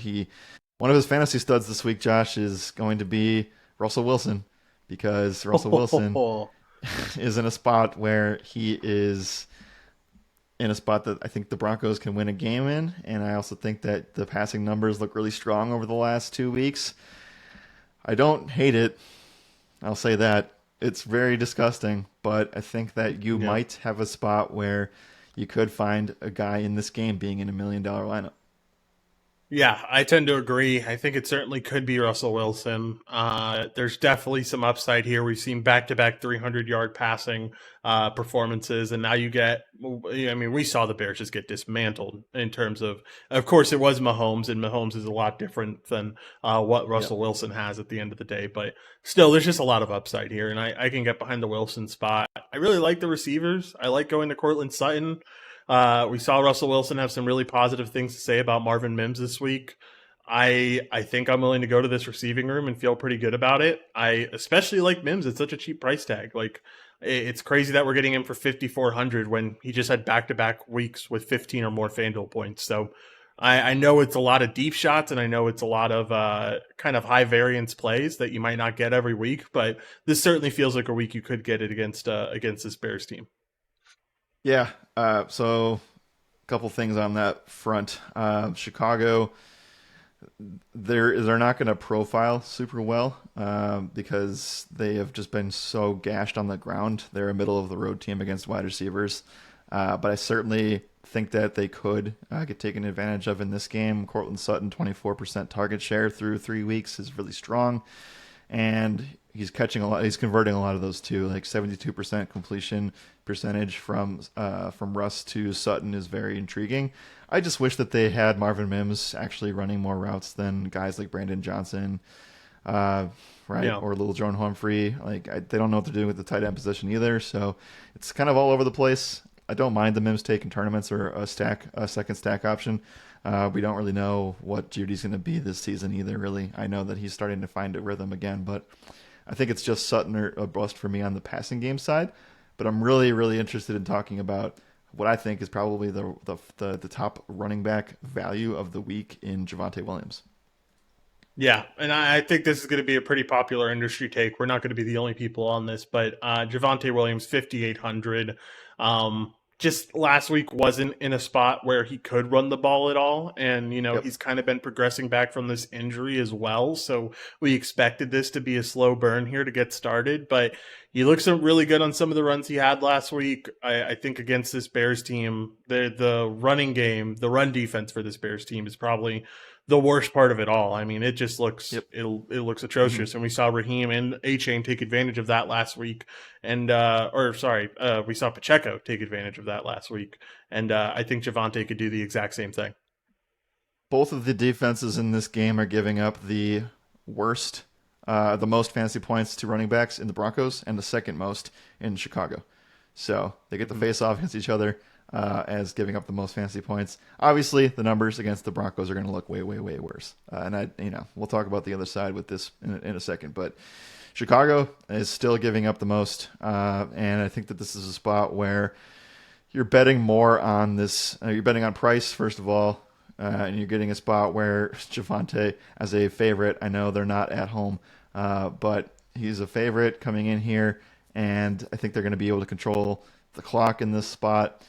I know that the numbers touch wise don't look great. They look okay, but they don't look great. This is just a bet on number one talent, opportunity, and just being able to score in a spot at low price tags. Like it's not a slam dunk because Samaje Perine's here, but the matchup doesn't get better, or at least it does on the other side. But you know what I'm saying. It's just you're going to want to roster at least one piece of Denver, and I think that I'd be willing to say it's going to be Javonte Williams here. It's taken him a couple weeks to get things back, but it's also pretty clear that after week one, Samaje Perine is not a big factor in these games. And I'll pass it to you on any other things that you have, but I have here that Samaje Perine's had 5 touches last week, 4 touches in week 2 after getting 12 in week 1. Yeah, I mean, I think I think it also plays in the game script a little bit with how they've been Sure. using P Ryan. Yeah. But at the end of the day, I think they kind of had him here kind of to substitute in for Williams as he's progressing through the injury and everything and getting healthier. And I think we're seeing him get healthier, and that's why you're seeing P Ryan fall off. And so I don't think it's going to be that much of a. I don't think he contributes that much to where it scares me off of Javonte at all. No, it shouldn't. Price tags on both sites are very strong. Again, you get a RB1 in the spot. I'll call him the RB1 because of the touches. He's under 6K on FanDuel, and that's everything. So that's one of the better profiled spots on the board. I know it's a terrible game to watch from a football perspective, but that's fantasy football, man. You got to take advantage of stuff like this, and I think you're going to have to do that in this game. Let's talk about the other side if you're ready for it. Yeah, let's do it. Let's talk about this Bears team. I already mentioned all the bad stuff. They had a really bad week last week. I want to talk about the running back room because I think this is the week, man. I think this is the week that Roshan Johnson ends up taking Khalil Herbert's Sure. job and ends up being the Yeah. number one running back in terms of touches. I think they really like him. I think he was one of the lone bright spots when it came to that Chiefs game. I know he didn't do a whole lot in terms of the box score, but he had some really solid runs. He's the better pass catcher. He has a huge opportunity against this Denver team. Give me all the Roshan Johnson, man. At 5,300 on FanDuel, I'm willing to take the risk of him potentially falling back into that RB2 role, but I think this is the week that you see Khalil Herbert take a back seat to the Roshan Johnson show. Yeah, I think we could see backfield start to turn. We already talked about the Vikings. If you're as bullish, because I'm not as bullish on this, but if you are as bullish as me on Cam Akers supplanting Alexander Madison, then I think that this is a great tournament play. I think that Yeah. this game screams DFS tournaments viability. It could still, there are pathways to it being disgusting and not working out, but I also think Hmm. that this is a bet on these defenses just being atrocious. Yeah, and I think we can pretty firmly rely. I think that both of these offenses are a little bit better than the defenses are in terms of, they're both bad, obviously. Neither one of these Yeah. teams are very good, but I'm banking on these offenses being better. Let's talk about the QB situation. Fields at least put together like a halfway decent drive at the end of that game against the Chiefs. Outside of that, there wasn't many bright spots for him, though. What do you like from Fields in this spot? And 7,200 for a guy who's going to run the ball like 10 times. That's not a bad price tag with such a solid rushing floor. Like, I know Yep. everyone's doom and gloom on Justin Fields right now, but it's also, the Chiefs are being not historically, I can't go that far. They've been a very good offense. Tampa Bay is a very good offense. Green Bay has a pretty solid offense outside of last night. Like, Fields has had a tough run of things and still putting up not great numbers, but I just think the ceiling's certainly there. I mean, I know. So take what you will with the Packers defense that we saw last night. Yeah. But if you watched Week 1, it was a much different situation. Also, the Yeah. health of everybody was much different as well Hmm. entering the season. And yeah, you take a look at the Bears' schedule, 3 really tough defenses just to start things off. And Yeah. I think that I'm still definitely waving the white flag as of this moment on the whole season, as well as the Yeah. dynasty stuff, as well as Fields being a QB1 for this Bears team longer than this season. But this is probably the best spot that he's going to see the entire year. And so I am still putting him in my dynasty team starting slot this week. You probably could make some trade offers if you're a fantasy football guy for Fields after this week's over, because I think he could do well. But man, the spot does not get much better. And if we see him fail this time, then I'm dropping him in everything because he's done. Yeah. It's going to be really, if he ends up coming up short here, there's going to be some conversations about Nathan Peterman or someone else Yeah. getting a chance at this job, Yep. man. Like, I do Yep. not think we are that far from the conversation happening. No, we're not. Um, it looks horrendous. At least last week looked better, and against a Hey, Chiefs team that's so good, yeah. that's encouraging. But it's not good right now, man. It's not good at all. I will go out one step further. If the Broncos lose, I think the same thing goes to Wilson. I think he could get benched. You think so? Yeah, I They guess. have Jared I Stidham. guess. He's a I solid guess at QB. this point, Stidham's honestly Stidham's a way better backup than Nathan Peterman. So I can definitely see it happening. All right, let's talk about some pick'em stuff. Let's talk about underdog and prize picks. Let's first start off with this Bears team. I am gonna start off with saying that man, I think it's a little bit of a deeper shot, but I would be willing to include it if I were making slips this week. I like Justin Fields over 249.5. I think these offenses get rolling, and I think he's going to be running the ball a ton. And we just saw what, Tua was able to do to this team, and I think Fields has a lot of upside here. So I wish I had a fantasy point number on him. That's what I would be Yeah, more interested in with the yeah. running game and stuff. Do they have that over on Underdog? No fantasy point stuff, but 249.5's over here too. You do try to. I say, man, I don't know. I think I was gonna say you still really want to have pass and rushing yards combined, but I still think that the 58.5 rushing yards is probably better. I don't know. Yeah, But that's again, tough. But if you're yeah, betting on pass plus rush, you kind of have to hope he rushes for 100 yards, right? Because he literally passed for I 99 can see yards him last getting week. 200. This week against this bad of a defense, I can see him getting 200. I don't think it's He, out of the realm of possibility. yeah, no, I feel You got you to got to be a remember, little more bullish on it. it's not like last year where like this offense is like he had no weapons around him. Like he still has DJ Moore, and I know Moore hasn't shown a lot, but we still know his talent, right? We still know he's one of the more talented pass catchers, especially when it comes to deep balls.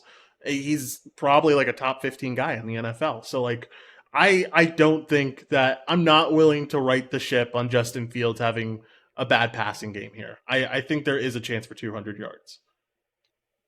There's a chance. I will give it a chance. It's like that. Yeah. It's like that Jim Carrey gif. You're telling me there's a chance. Yeah, exactly. That is exactly uh, what it's like for Fields. Yeah. So I mean, I don't know. The fact that DJ Moore has a 17% target share is not great, but I get it. That's a bet on talent for sure. Buying low on the Yes. opportunity. Like I said at the beginning of this, someone in this lineup or someone in this game could be in $1 million lineup. So Yeah. it certainly could be there. I don't know. Last hope for Justin Fields, 100%. As far as the Broncos go, this is definitely a spot where I wish that I had a Javonte Williams fantasy point number. I'll go ahead and say that you can definitely bet on the over 69.5 rushing receiving yards this week if that fantasy point number doesn't show up. Yeah, I'm sure it will. They usually post everything tomorrow morning, so just keep an eye What do you out tomorrow think it'll morning. be? Like, what would you I say know is when I not saw gonna... when I saw the projections, they had him at I think 13 and a half, maybe. I might be remembering that wrong. I want to say it was 13 and a half or somewhere around there. If that was I PPR, imagine it, I would definitely get it. I'm pretty sure it was PPR. On a half PPR, Yeah. I'd say they probably put him at 12 and a half, and I would gladly take the over. Yeah, for sure. I would as well. I mean, I think he falls in.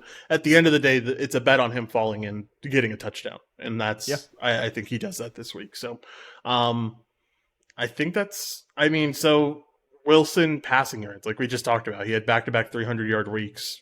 He's at Yep. 240 and a half now. Mhm. Are you taking a chance on this? Do you like it, or is it something that you're not interested in? I don't want to, but I think it will. Yeah. Yeah, I tend to agree. I think I will too. I think I'm more than willing to take a chance on him going over that number. With it doesn't, I don't know. It should be. It feels like it should be like 10 or 15 yards higher potentially. Last one. Really like Roshan Johnson this week. I already talked about that, but Roshan Johnson over 49 and a half rushing and receiving yards. I think he even if he doesn't go, even if he doesn't end up taking Herbert's job this week, I think he could get this purely off of his passing yards alone. Also, there's a prop: Fields and Roshan Johnson over a half of a rushing or receiving touchdown. Hmm. I'll take it. Give it to me. I like it. I don't know how that could go poorly, but I could see how it could go poorly. I could see how it could go poorly, but I'm willing to take a chance there for sure. Yeah. All right. Anything else in this game, Jared? If not, we can move into the second half of the slate. Amazing how we talked more about this game than we did Dolphins Bills. It's just the We nature have of talked the slate about is. we have talked about this game and the Carolina game for Yeah. almost triple of the time of what we talked about the game with actually a 53 and a half total. Fun stuff here over at the On the RotoRadar podcast. All right. Next game up, Jared, is going to be the Rams facing off against the Colts. Currently, this game is at a pick'em, and the over-under is at 46. Let's talk about this Rams team first. A pretty sucky loss to have last week against the Bengals, especially with like Burrow not looking like himself. And I don't know, I expected them to pull that off, but they kept it close, ended up falling short. We saw Nakua come a little bit more back down to earth. I think he was kind of saved by that last play that he had, where they ended up getting that touchdown, and he ended up getting them there with a big reception at the end of the game. But this is a really good spot for him facing off against a Colts secondary that we've consistently talked about it. They're just not very good when it comes to that passing defense. So what do you think about Nakua? And I guess we can also talk about Tutu Atwell and Higbee as well too. Yeah, so shocker, spoiler alert, we're going to be talking about this game more than the Bills Dolphins too, because Yeah.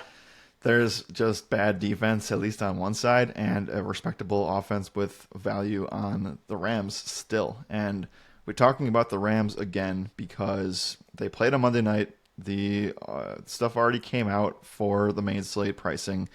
And so you're going to get guys, and they're getting a little bit more expensive, right? I think Puka is closer to 8K than anything that we've seen before.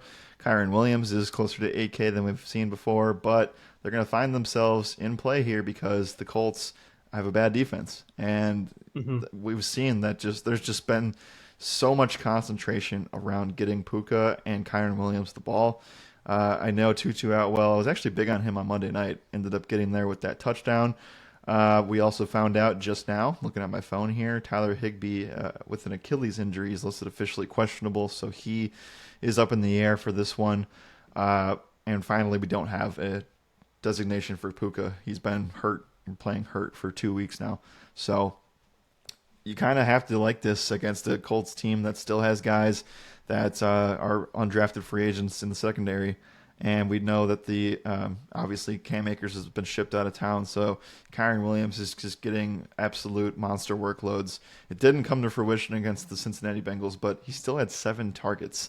I know he didn't convert those, but it's pretty damn good, man. I don't know. I think that we can rely on Williams and Puka until the Cooper Kupp stuff happens, which I think is targeting week 6 or 7. And who knows, maybe it's longer. Just because of stuff. But I think that these Rams are just going to come in with extreme upside, and I think that they're really strong plays on both sides. Yeah. Also, on top of that Higbee news, we got this 17 minutes ago. Just signed a 3-year, $27 million contract. Talk about a Oh, mistake, man. This guy's 30 okay. years old. That's crazy to Yeah, give him that I much don't like that. money. I Yeah, didn't even think they that's had money. wild. How are they affording this? I Who knows? Who knows? With NFL salary caps nowadays are just a figment of your imagination. Uh, all right. Anything else here for this Rams team? I guess talk about Kyron Williams a little bit. Only running back last week to play on 100% of the snaps that the offense played on. Yep. He's the main guy here. I know he didn't get the workload that you necessarily wanted last week in terms of yardage and everything, but this certainly does feel, I mean, the Colts front seven is strong, don't get me wrong, but this still feels like a spot where when you're getting this much workload, it really doesn't matter what the defense presents. They also do not trust Royce Freeman or Ronnie Rivers whatsoever, so they will not be using them. Yeah. So, yeah, he is one of the 2 running backs in this game that have seen 95% of the snaps.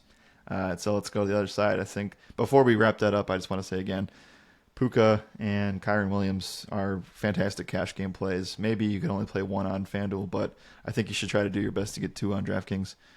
This game is very intriguing for a lot of reasons. So, Colts side, let's talk about Zach Moss, man, because we nailed it last week. Yeah, man, we really did. Great week for him last week as he ended up having 21.5 FanDuel points, ended up getting 30 touches in that game. Absolutely insane run against Baltimore. And now you got to feel like, I know the Taylor rumors have been swirling. There's still some rumors about him getting traded away at the end of the day, but Moss has to feel him breathing down his neck a little bit last week before Taylor is able to come back. And if he does end up, who knows if he'll end up playing or not, but Moss certainly knows that he could potentially or should potentially lose his job. So this is his last week to prove it. I think at 7,300, you're getting him at a good price tag. Like you mentioned, he's on the field a ton. They don't trust Royce Freeman. They don't trust Trey Sermon or anyone else in this backfield. So I like the Moss play, man. Again, I know this Rams front 7 is really tough, but at the end of the day, when you're playing that many snaps, defense doesn't matter unless they're the elite of the elite. And I don't consider the Rams that elite of a defense right now. Yeah, when it comes to volume, the same thing applies to Kyron as it does to Moss. Just volume just outweighs pretty much everything. The only problem with, and I'm not even considering Jonathan Taylor to be a threat in the coming month because I think that the report that I saw is he has 0 interest in playing for the Colts. So maybe he'll continue to hold out there. Who knows? But this week it doesn't matter. But what does matter for Moss this week is the fact that Anthony Richardson's back at quarterback, and that potentially does limit Zach Moss's upside. I don't think it limits the amount of snaps that he's going to see, but I do think it'll definitely limit the inside the 5 carries. It will limit just fantasy upside in general. He could still get 2 rushing touchdowns, but Richardson being in this game is definitely going to affect some of this stuff. He proved that he could still, he was able to be just fine when they played Houston, and Richardson got knocked out early in that game. But I think that there's still worlds where Zach Moss can get there. He's going to be more of a tournament play, though, because Richardson is in this game. And with that being said, I mean, here's your QB1 cash game quarterback of the week in Richardson. Yeah, man. Really good play. We know he has that rushing upside. It feels like when he got taken, not taken out, but in terms of like not playing last week, we saw all the price tags bump down just kind of unnecessarily, and now you're getting him at 7,600 on FanDuel, 6,700 on DraftKings with those price tags and that rushing upside. I'm totally willing to go back to the well here. I also, I this Rams secondary is not good, man. Like I don't think, after losing Ramsey, there's just not a lot of guys back there that are really trustworthy. So on top of liking Richardson and his rushing upside, I like the passing upside, and because of that, I really like Michael Pittman this week. Yep. I think he has a ton of upside here. 3 straight weeks of 10+ targets is really really good. He's the guy, and I think this is a really solid option this week in the 7K range. Yep, he is the only NFL wide receiver that has had 8 catches in 3 weeks, in every Wow. week. So I know that we were, I was hit or miss on it. I was definitely down on Taylor this season before the drama, but I also think that I was a little bit lower on what we needed for Pittman. But he's got a 31% target share that rivals like Devontae Adams and Stephon Diggs. So Yeah. I think that's definitely clear who the alpha is here, and Richardson has really good rapport. I love it. Pittman's great. I think that the price tags could scare people off, but I still like it a lot. I guess who would you want to go with, Puka or Pittman in this game? Because that is I think at the cash. end of the I think at the end of the day, in cash, I will lean Puka because his quarterback isn't a rushing quarterback, and I worry about, Yeah, with Pittman, all those red zone targets could end up just being runs for Richardson at the end of the day. sure. So I'll lean Puka there, but I think both are really solid. I think game stack wise, this has to be one of the stronger candidates of the week just because of how well you can construct some things and how concentrated these two offenses are when it comes to their weapons. Cooper Cup's activated from the IR. He will practice next week. So Mm. that means nothing right now for So this game, but Well, I mean, it means something, right? It means that guys like something. Tutu Atwell, Van Jefferson, they have to, just like we talked about with Taylor, maybe this is more important than the Taylor conversation because Cooper is coming back for sure. Uh, those are the guys that are going to lose touches. It's not going to really be Puka. I think Puka will lose some, but he'll still be a big part of this offense. I'm willing to take a shot on a guy like Tutu Atwell this week. He's got to secure some touches in this game to really be involved in the game plan come next week with Cup back in the lineup. Yeah, it's not a guarantee he comes back. They have 21 days to reinstate him, but it certainly is definitely a spot where some of these guys don't have secure roles yet. So, like you said, I Yeah, mean, those are definitely interesting narratives to ride. I will also shout out one more Colt. Josh Downs really saw an uptick in targets last week. Getting heck yeah, Richardson back is certainly going to help that. I love what he brings to the table. He is going to be the wide receiver too. He will play a bunch of snaps. He's a good guy in the slot. So Josh Downs is a tournament flyer. I still would prefer Pittman, and obviously those game stacks with the down spot in there could be pretty good. yeah. I tend to agree. All right. Anything else in this game, Jared? If not, let's move on to Underdog and Prize Picks and talk about some props here because I imagine there's going to be quite a few that we end up liking. We'll start Yep. on the Rams side and start with Nakua at 72.5 receiving yards. Do you like it? Do you not like it? A little bit too high, or you feel like it's just right? I will do the same thing because this is the exact same thing that happened Monday. I will just have zero interest. I'm just gonna let it go because I don't want to. I just don't want to bet either side of it. Obviously, I'd want to take the over if I was all in on the spot, which I think I'm pretty close to saying like it's a really good cash game play. But I probably will just leave the numbers as they are because that's six Yeah. and a half. If he gets 6 balls for 70 yards, it's a really good spot for cash, and scoring a touchdown would just make that better. So Yeah. I will probably just say I'm out there. If I had to lean one way or the other, I would say I'd lean a tick towards the over, especially if Higby misses. Like they do not have a backup tight end that will take that workload. So uh, I think where I'd want to start the conversation would be Kyron Williams. And I'd be willing to go to multiple facets of that. I'm really intrigued with, again, the passing volume here too. So Yeah, I like both Williams and Puka numbers. They'll probably just stay on the sideline with the Puka stuff, though.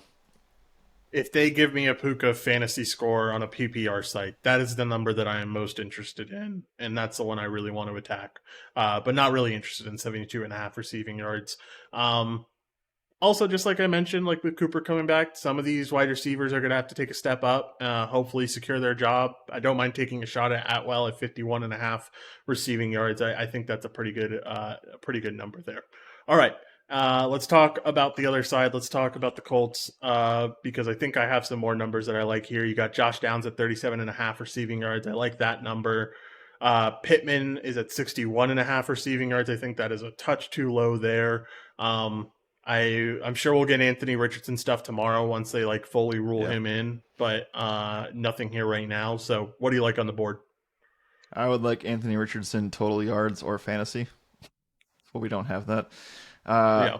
what do you think would, I guess, do you have, are you in a spot where the optimizer has Richardson projected or not yet? No, it doesn't. I have Um, excluded it because it's too up in the air. I Trying to think he think what they plays, would but I list just him want at. the Oh, he will confirmation. play. I think they already said that he was going to play.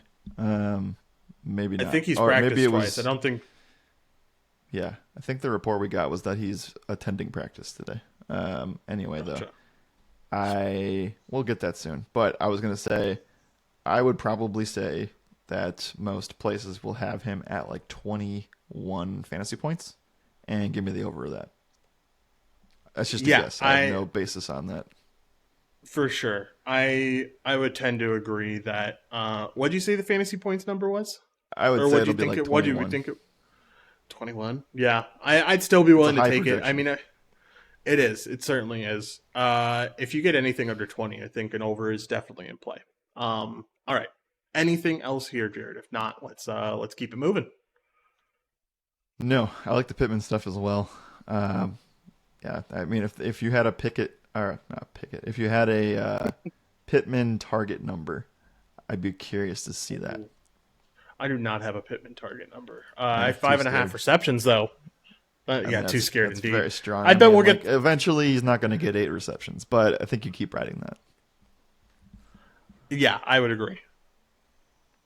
All right, All right, yeah. let's move.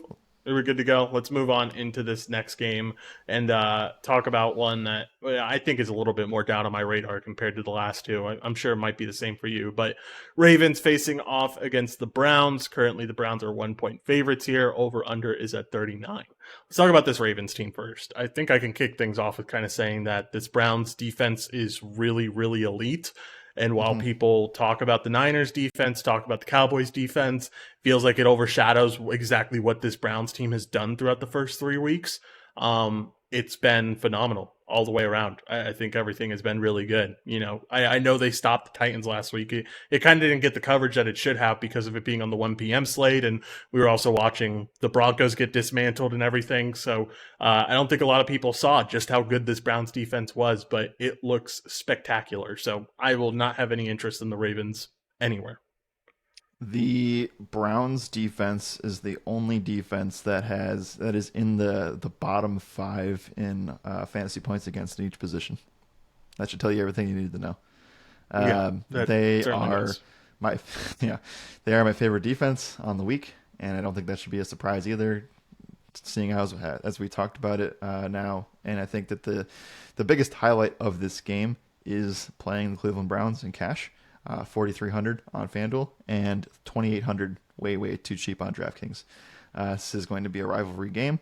It's going to be in Cleveland, and I think that this is a spot where we'll talk about the other side in the Browns offense, but yeah, zero interest in anything Baltimore related.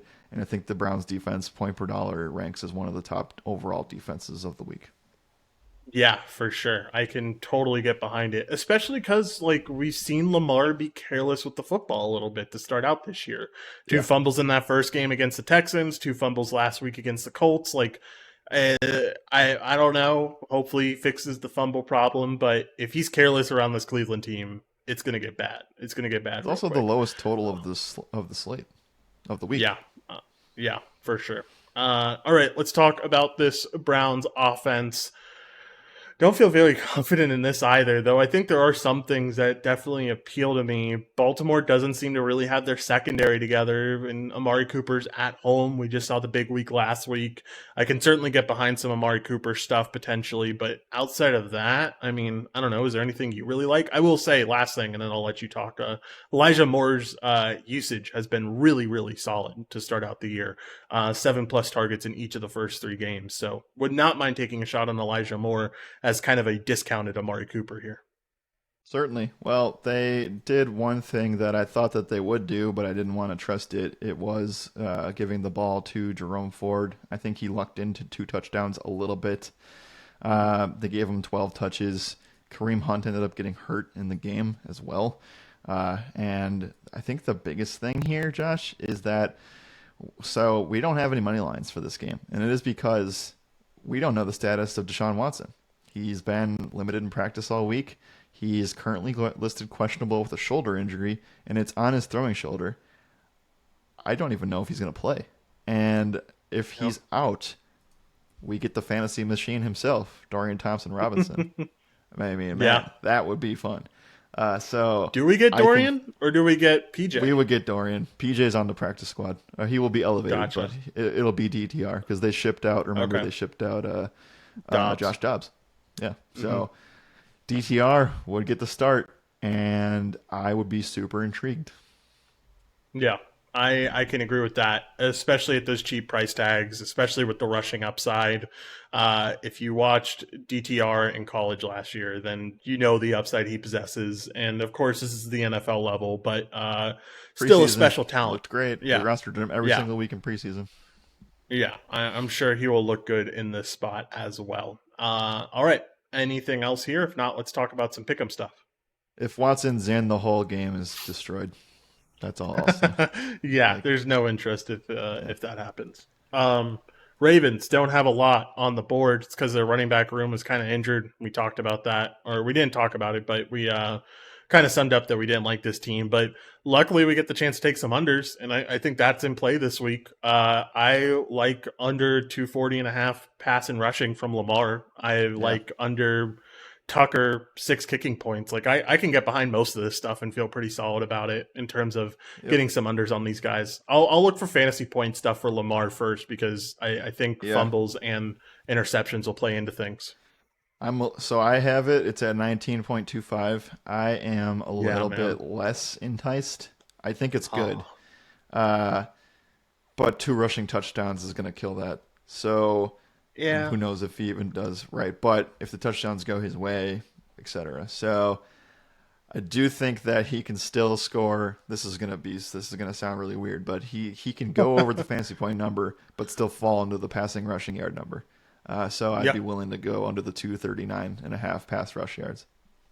For sure. I can get behind that. All right. I imagine, we'll double check here, but yeah, Browns, not many numbers out. Only Jerome Ford at 50.5 rushing yards. We're waiting on that Deshaun news. So I don't know.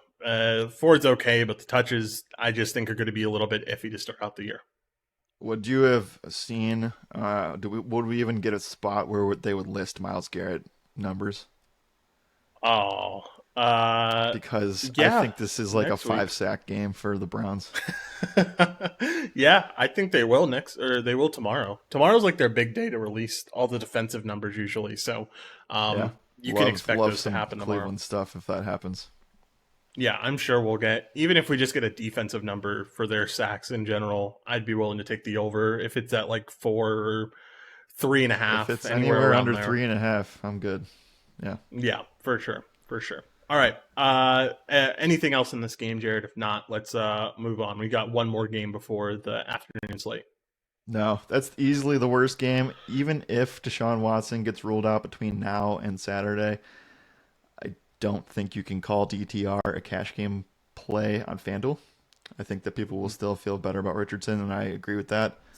On DraftKings, though, he is 4,600. I think that would be a cash game play because you need 10 fantasy points to hit that. Yeah, definitely solid. Definitely a number that he can get to, especially with the rushing capabilities he has. All right. Let's move on. Last game of the 1 p.m. window. Commanders facing off against the Eagles here. Eagles are 9-point favorites coming into this one. Over under a 43.5. This feels very deja vu of what happened last week to this poor Commanders team. When it came to how the Buffalo Bills just kind of handled them, I think this Commanders team will be really good against like the middle of the road teams this season, and they'll show bright spots there. But when they face off against the elite of the elite, I think they'll just have a lot of problems overall. And I think that's what this Eagles team brings to the table. Eagles are at home as well. Starting out with the Commander side, is there any interest here in terms of anyone you like for DFS? Zilch. I was going to look at Terry McLaurin versus Darius Slay, but I don't even think it's worth it. So, no. No, it's not.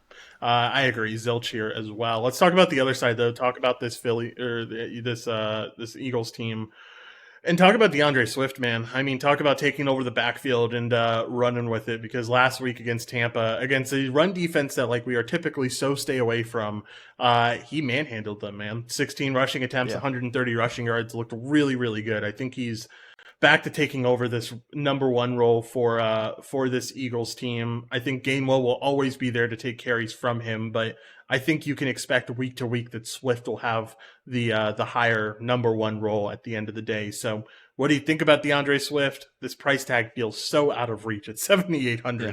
That is so expensive to make him, even after a big week. But if Swift and Gainwell stay even close in the touches, I'll take Gainwell at 6K instead. They don't even they priced DeAndre Swift up because of his big game in week 2. They didn't even this team hadn't even played this is right. Week 3 yet. So that's interesting there. This is also one of Kai's write-ups for the week in terms of pick'em plays and fantasy points to win your league. Homer. DeAndre Swift is like, we'll talk about the pick and play because the rushing yard number is pretty egregious, but the spot here is pretty solid. It's not great, but it is solid. And the Eagles' run game is just so powerful that I think that they'll be able to run on pretty much anybody. If they were able to run on Tampa that way, they'll be able to run on anybody. So I definitely don't mind it. DeAndre Swift is much more in play on DraftKings at 5,700. Rather than on FanDuel. I won't touch it on FanDuel. I don't think you even need to play any Eagles in cash necessarily. We'll talk about the other weapons here in a little bit. But I think that Swift is a fine play in tournaments. And I agree Gainwell can be a guy that you can always try to get the vulture here. But the biggest vulture of all of them, and that's why these price tags are always going to be weird, is with Jalen Hurts, who comes in at 8,800, and he continues to be a candidate to get rushing touchdowns. Got 3 tush pushes now in the season, and we'll have to get a tush push counter as we move along with the touchdown stuff. But he's a great fantasy option. The range of outcomes hinges on who gets the rushing touchdowns for the Eagles. I think he'll be just fine, but it's at a point where I'm not willing to pay the price tags for these guys in cash. Yeah, for sure. I mean, there's just so many weapons at the end of the day. Like, we've only talked about the running game. We're not even including how much upside they have in the passing game, especially in this type of environment where I think it could be a very lopsided score. Big old no thanks in terms of taking anything else here. I think you can stay away from the Eagles and enjoy the game from the sideline if you're an Eagles fan, because there's just no need to get DFS exposure when you have this many weapons. It's too all over the place at such a low total. There's not enough room for everyone. Someone's going to be left out. Devontae Smith, currently questionable with a illness, is practicing today, so I think we can expect him on the field. Hopefully that illness doesn't get any worse. If he does end up sitting, is Zacchaeus a guy that's in play? Because we kind of saw him pop off on Monday night. Looked really good. Or was it Monday night? I don't remember it was anymore. Zacchaeus scored on Monday. Yeah, had that big touchdown, 58-yarder. Would you be potentially willing to go there, or is this just a spot where it's kind of like I'll stay away? No. If Devontae Smith misses, then so you always, whenever you want to roster Eagles, you always need them to be in a spot where they will get pushed. Meaning the other team is going to have the ability to actually do something here. I don't think that the Commanders will be able to do that. But if Smith was out, that would give me a little bit more hope that A.J. Brown scores a touchdown this week. He has not scored a touchdown yet, and they really tried it last week. They gave him 4 end zone targets, Josh. So Yeah, he will score they're gonna keep eventually. trying. It'll probably be this week when I don't play him because I played him in the last 2 weeks. But Yeah, yeah, I mean AJ Brown's a really good tournament play, and that's all that is because you're not playing AJ Brown in cash over Devontae Adams or Keenan Allen. for sure. I agree. All right. Anything else here, or well, pick'em side of things? Let's go talk about Prize Picks and Underdog real quick. I don't think there's a lot that I'm interested in this game. Maybe some Commanders unders if they're there. I mean, Brian Robinson at 53 and a half rushing yards. That's a pretty high number. I wouldn't mind taking the under there. Um, I think that's it.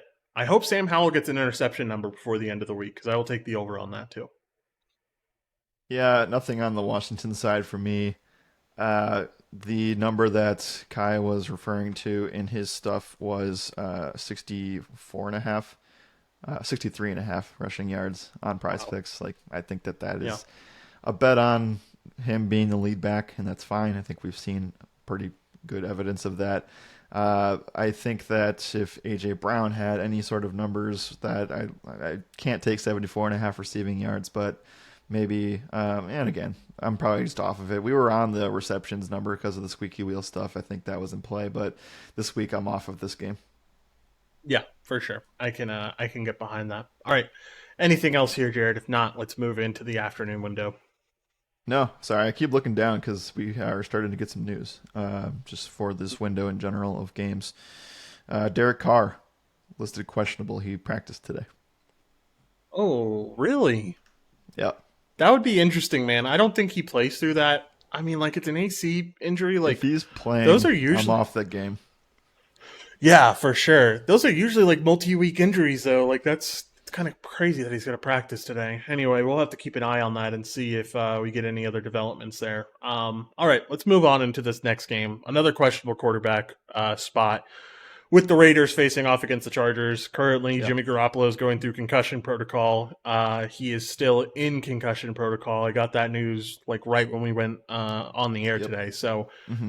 Raiders 5-point underdogs away from home. Over unders at 48 and a half. I think this is a game that you can get pretty excited about, regardless of who the quarterback is for Las Vegas. Would they end up starting Hoyer or O'Connell? Do you know? Hoyer, I think. That'd be really sad. Which, I by the want way, I Aiden found out O'Connell. this week that his nickname is Hoyer the Destroyer. That's So, awesome. uh, That's really awesome. anyway, it was a Patriots thing a long time ago. Uh-huh. But anyway, I don't know what to do with this because Vegas, for me, was going to come in as a really nice option against the Chargers team that is kind of just funneling fantasy points everywhere.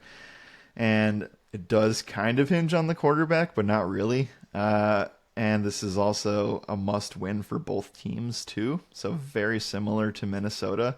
Uh, the fact that I think Jimmy plays because he finished the game last week.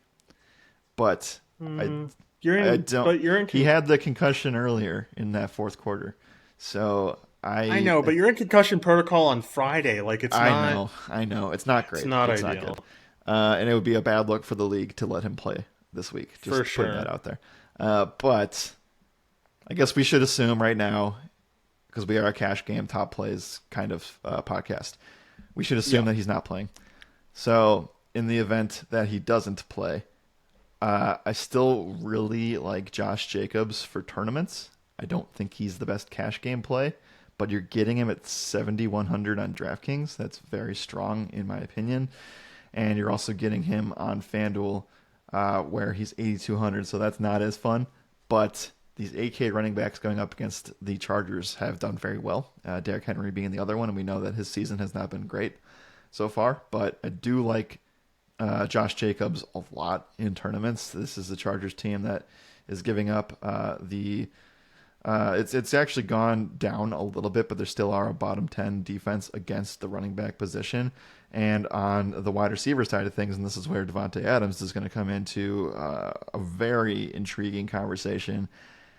The Chargers are the worst team against the wide receiver That's worse than Minnesota as well, which is saying a lot. Worse than Tennessee, which is also saying a lot. So you get these two guys who are underpriced because the Raiders played on Sunday Night Football, and I think that I'm leaning Devontae as the best cash game wide receiver right now. But do you think that that changes if they have a quarterback change? No, because at the end of the day, Devontae's a big target guy that's can get a lot of his short yardage stuff from Brian Hoyer. I don't think it changes that Yeah, much. I don't think the skill drop off is all that much between. I I don't know. It's pretty close between you're probably Hoyer and right. Garoppolo. Are It's they not. even like? I'm a little bit scared to say it if you can't tell, but it's Yeah, pretty close between the two of them. So like, I I like the Devontae Adams spot a ton. It's going to be one of the chalkiest wide receivers on the slate. That's perfectly fine. I think you still play him this week.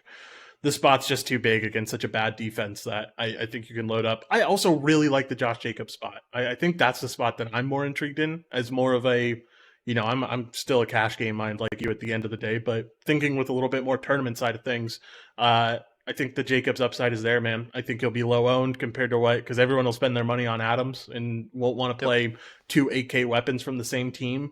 And we saw Madison tear apart this Chargers team last week. I think Jacobs can do the same thing and hopefully score 2 touchdowns with it to make him one of the top running back plays of the slate. So I really like the Jacobs side. I think that's a side I'm a little bit more intrigued in for tournaments for sure.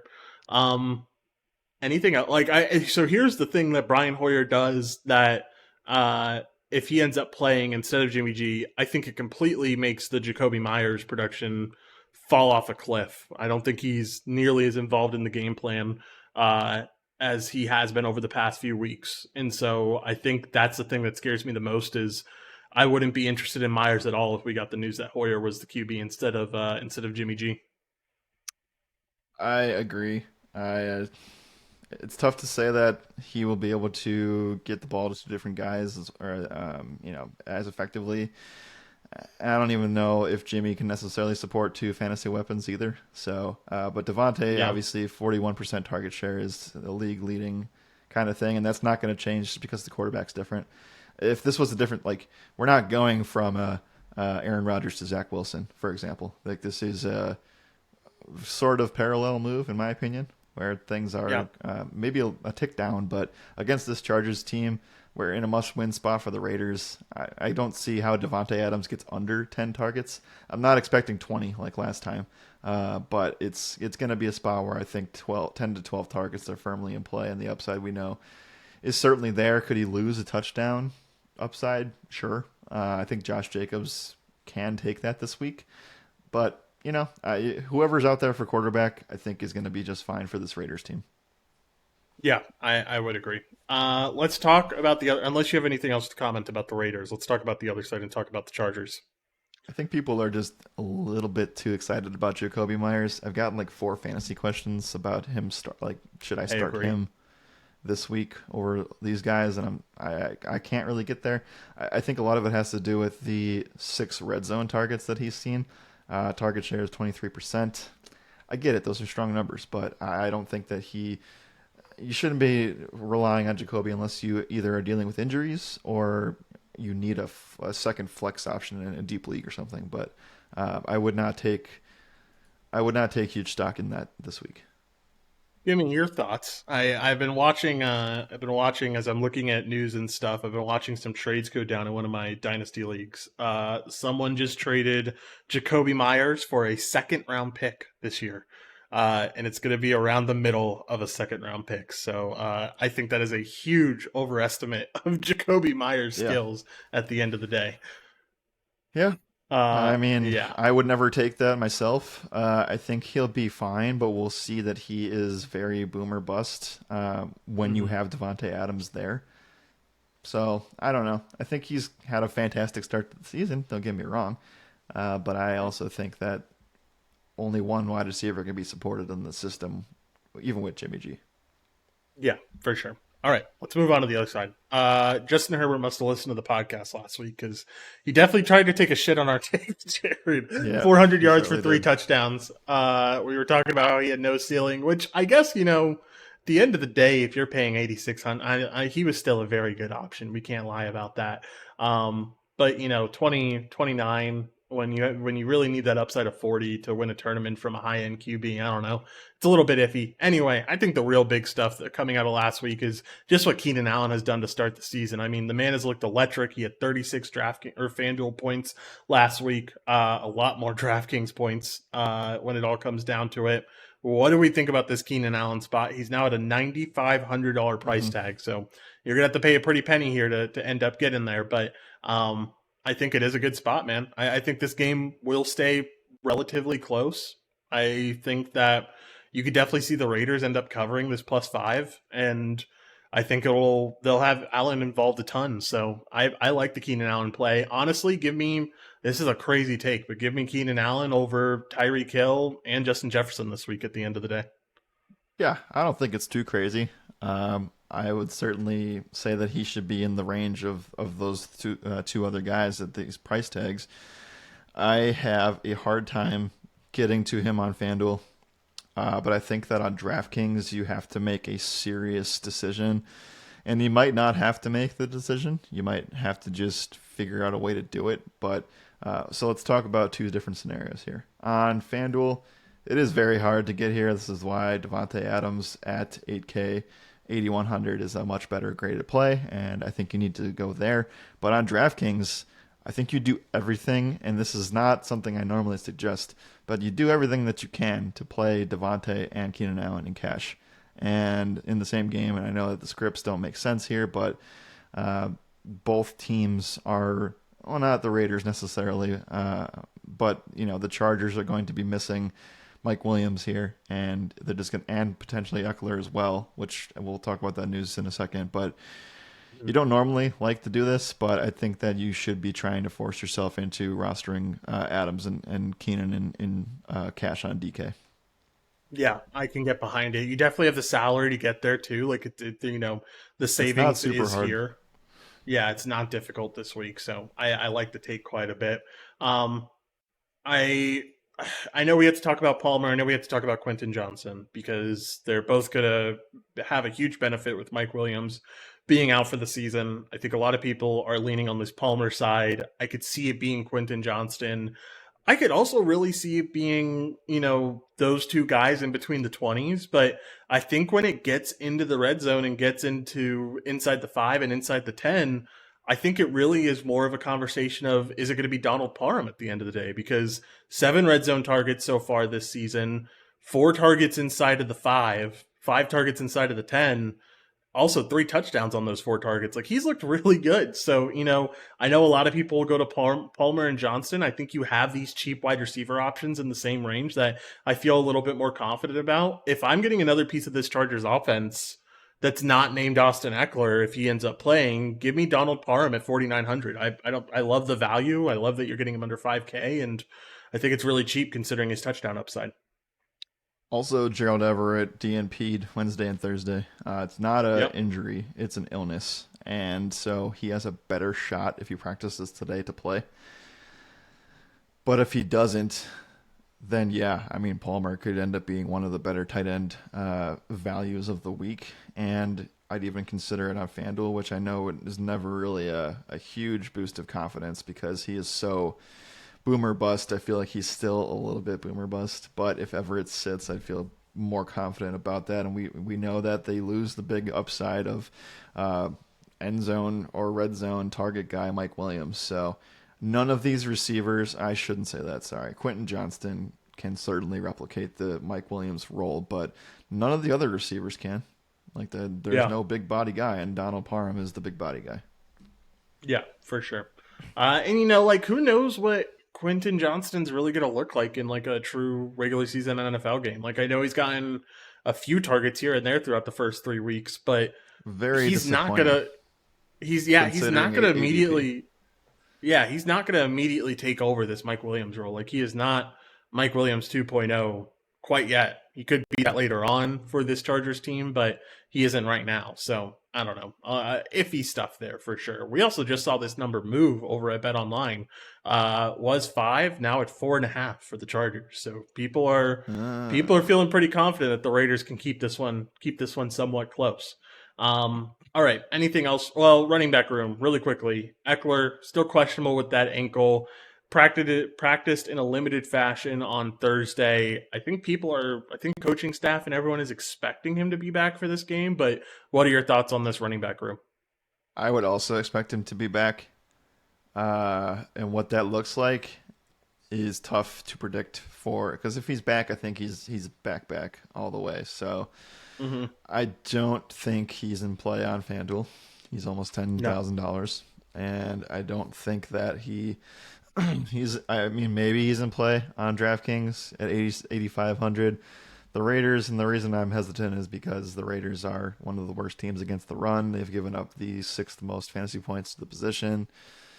And I think that they find a way to get him more involved and get him there, regardless of his touch count. Maybe he's on a little bit of a touch count, but I still think Austin Eckler's, one of the biggest touchdown expectancy guys in the league. So clearly it's Keenan Allen as the best play, but price tags are going to keep us off some Chargers this week. Yeah, for sure. I think the most the most Chargers thing to do here would be Austin Eckler comes back and somehow Joshua Kelly falls into 2 touchdowns this week. Certainly. yeah. That's Imagine wasting your fab on Josh Kelly is all I want to say. Oh man, so, tough times. Let's address this though. Let's address this because I don't know what to do with it anymore. Really, Joshua Palmer. I don't think that he is the biggest value of the week anymore. Maybe earlier on in the week he might have been. It's coming from a touchdown in the last game. 6,100 on FanDuel. He's 4K on DraftKings. He probably will still grade out as a good value. I just don't think I'm rushing there, and I don't know if I want 2 Chargers receivers on the slate. Yeah, I think at the end of the day, you're more focused on getting Allen, and because of that, this spot falls out this week. I don't know. I'm a Josh Palmer truther, and I have been for quite a while. It's nice to see it maybe come to fruition without Mike Williams potentially. But I just don't think I can get behind the spot this week when you're already so invested in this offense in several different aspects now, with potentially Keenan Allen, with potentially Donald Parham. Like, I don't think you need a third here. I just want Adam Thielen more than I want Josh Palmer. Yeah, for sure. So, for sure, definitely. What's Palmer's price tag on DraftKings, really quick? He's 4K. Yeah, I'd much rather pay up 500 for Thielen. I'll find the extra 500. It's a better spend there. All right, anything else here, Jared? If not, let's talk about pick'em stuff. No, let's talk about pick'em stuff. This game is probably going to gravitate towards some of our more interesting things. You're not going to get any Vegas numbers on my side right now, and I understand why. But man, it's tough. There's not too many numbers because of the Eckler stuff and because of the Jimmy G stuff. So hopefully we get some clarity on some of this. Yeah, for sure. You still have a few numbers over on PrizePicks. You have Justin Herbert at 293.5 passing plus rushing yards. You have Keenan Allen at 85.5 receiving yards. And for the Raiders, you have Josh Jacobs at a half of a pass rush or receiving touchdown. I can get behind that Jacobs number. I think that's all I touch here, though. I wish we had more numbers because I would be betting on Josh Jacobs rushing yards. I'd be betting on Josh Jacobs fantasy, Devontae Adams potentially, depending on what the numbers are. And Keenan Allen is a little bit too high already for this. 7 receptions is a lot for any wide receiver. And a line sitting there is tough. 85.5 receiving yards. I think you can get there, but I'd rather use my exposure for fantasy purposes. For sure. All right, let's move on. Second to last game on the slate, Jared. It is the New England Patriots facing off against the Dallas Cowboys. Currently, the Cowboys are coming in at 6-point favorites. In Jerry World, over-under is at 43.5. Let's talk about this Patriots team first, because there's been some rumors coming out. They have Zeke, obviously, who is getting his revenge game potentially against the Cowboys. They also just signed Will Grier to the active roster. There's been some rumblings early in the week that the Patriots could be trying to get the down low of exactly how this Cowboys team could end up running into things this week. And I don't know, it should make for some interesting talk at the very least. But let's start on this Patriots side and talk about what we like from them against the Cowboys team that obviously fell apart last week against the Cardinals. But I'd expect a little bit of a bounce back here. And I don't know how much you can trust in this Patriots offense, but is there anywhere that you can trust in them for cash games? No, I'm seeing some stuff for Ramondre Stevenson, then I don't agree with it. He is just very, very cheap, and I don't Yep. think we can play that against this team. But he could just be popping as a value because of that. I'm out on it, and if there's stuff clouding I don't know. I can't even talk in New England in a good light today. Yeah. I think that this is the game that the Cowboys need to just absolutely unload after a bad loss, right? So I know that it is a home game in Dallas after a really bad loss to the Cardinals that they shouldn't have lost. I don't know. I'm kind of all out here. I think it could be Mac Jones's last start, and I will read the quote to you. This actually comes from the Colin Cowherd's show is. It could be Uh-huh. complete BS. It could be real. I don't know. But Hmm. he says we're hearing some stuff on Mac Jones. We're not going to talk about it on the air because we don't want to yet. But we're hearing stuff, and it just isn't great. So if like Under that, I mean, it's a weird, I don't know. it could be BS, right? But Yeah. it came out on the 28th. So Very convoluted yesterday, statement to make. very much Kind of a so. But mess, he honestly. also like, why would you say that unless there was Yeah. something happening? Yeah, that's a good point. I'm not sure. Will be interesting to see what happens with him and everything. Obviously, some good, some bad to start out the year for Mac, but a lot of bad as of recent. Let's talk about the other side in terms of offense. Let's talk about the Cowboys. Anything you like here? I don't know. I just think at the end of the day, like your money is better spent elsewhere. Your money is definitely spent better elsewhere. I will say Tony Pollard is a great candidate for GPPs. The volume has still been there despite just not really connecting. And again, very disappointing game last week. He ruined a lot of our pick'em entries just for falling Hmm. just short of what he was supposed to do. He's still getting 25 touches a game. So I think Yeah. he's firmly in play in tournaments, and I just can't get there in cash against I think a pretty good New England defense. He's going to have a positive regression spot really soon where he goes for two Soon. tutties. Let's just check. It's what? It could be this week. I just want to see their schedule. Oh. Yeah. Let's see. No, he will. So I forgot that who they play next week. But you gotta wait 2 weeks for Tony Pollard week because he faces the Oh, Patriots this week, and then he takes on the Niners next week on Sunday Night oof. Football, and then he faces the Chargers, which is a primo Nice. There primo we go. spot. That'll be a lot of fun. That game will be a lot of fun. All right. Let's talk about pickup stuff though. I'm not interested in anything. I think I'm pretty off of this game as a whole. If you were willing, I think I'm willing to go back to Pollard numbers, man. I think I am down to just taking rushing yards only though. Like I don't want to bank on him getting any catches. I don't want to bank on a touchdown. I just want to bank on the fact that the workload's huge and he's going to 9 times out of 10 get those, not 9 times out of 10, 7 times out of 10 get those rushing yards that he really needs. And I feel confident he can do it in the spot. You know, the Patriots haven't been a good run defense. We saw Raheem absolutely run over this team. And so I think Pollard being the lone back here, he can do that as well. Yes, just because we've mentioned it on every single other spot. The revenge week continues. You already said the Zeke one, but there's also one more, and that is Brandon Cooks against New England, who unexpectedly Yeah, traded good him point. several years ago Good point. for really no reason outside of financial reasons. Yeah, for sure. I can get behind it. All right, last game or anything else in this game, Jared? If not, we'll move on. No, it's a kind of a snoozer. Definitely a snoozer. All right, another slate, another week where the afternoon slates. Well, I guess the Chargers game is not a snoozer, so not everything's a snoozer, but this one could potentially be a snoozer. Cardinals facing off against the 49ers. 49ers, 14-point favorites coming into this week. Over under is at 43 and a half. Let's talk about this Arizona team first. Obviously, a very, very good week last week. I think they shocked a lot of the world when they did what they did to that Cowboys team. This is a tough offense to go up against, but you got to imagine they're going to have success somewhere. Is there anything you're willing to take? Is there anything you're willing to be confident in here for this Cardinals team this week? No,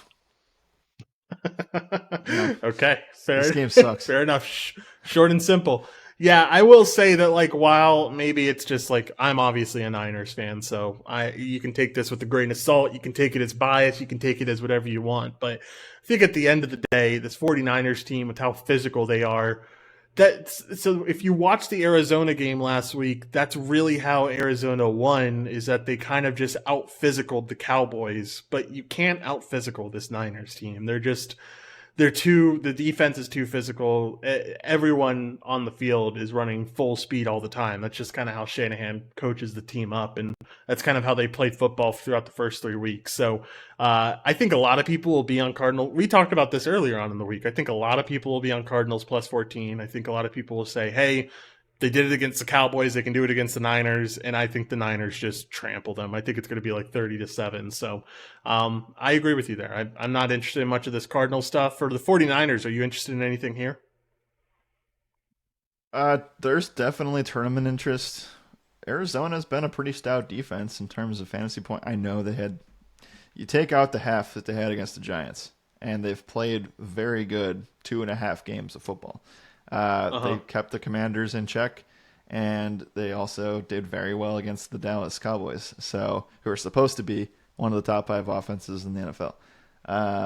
I think that the Niners completely just this is like one of those things where we never promote betting double-digit favorites at home, but I just don't see how it ends any other way. So Yeah. give me the Niners. We'll do our final score predictions at the end of this game, but I don't see any way that this is like the classic.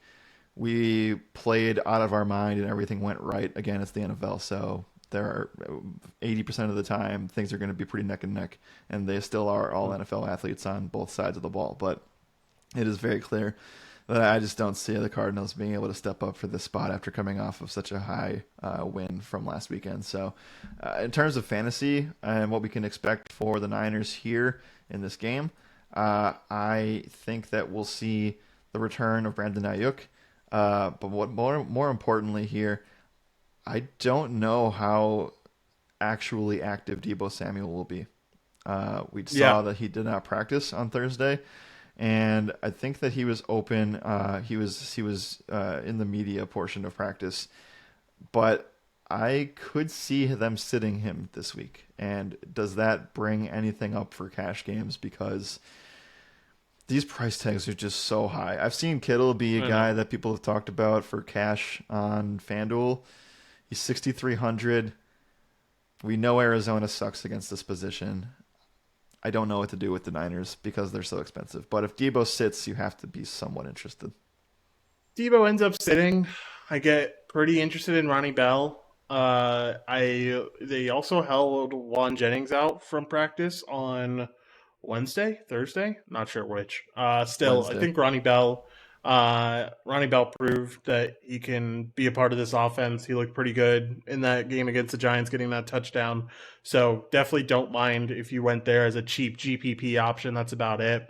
Also, wouldn't mind Elijah Moore as a cheap GPP option if Debo ends up sitting. You lose all those touches that he gets in the running game, and that's going to directly go over to Mitchell. So I don't mind that. And I think the spot that, like, if I'm going to pay up for anyone here, it's going to be CMC. I know 9,700 is a tough price to stomach, but that's where he's the guy on this team clearly. So I think CMC is a solid bet if you wanted someone with a high floor and high ceiling as well. Yeah, he is also. Well, Jefferson has done this. Hill has been uh, smashing this twice and not getting there once. But out of the guys at this price range, you have McCaffrey, JJ, Keenan, and Tyreek. And so, I mean, CMC seems to be the one that is the biggest beneficiary. Um, just not sure what to do with the Niners, man. I really don't know. We Yeah. need a little bit more clarity on this weekend. Hopefully, we get some news today. And I again don't really have any firm stances here, but I would be very intrigued. And cash games is not going to point in that light here, but I can't find worlds to play McCaffrey at 9,200 on DraftKings where Keenan Allen and Devontae Adams are over $1,000 cheaper. I just can't get there. For for sure. We just got some massive breaking news, Jared. Dropped my phone on my keyboard. Amidst the new gambling agreement between the NFL and the NFLPA, Jamison Williams has had his suspension reduced to 4 games. Mm, He's eligible to return after this week. That's fun, man. That's a good it's fun. time. I'm sure Jamison Williams dynasty people are thrilled right now. And I'm sure he'll be a big waiver pickup potentially in redraft leagues, but we'll have to see on all that. All right, Jared, any other thoughts? If not, let's get to some game predictions and finish this one out. Yeah, we do have some more breaking news, and it Oh, pertains to the Ravens. Rashad Bateman and Odell Beckham are out. oof. All right, so we didn't really we covered the Ravens very shortly because of the fact that they're playing against Cleveland.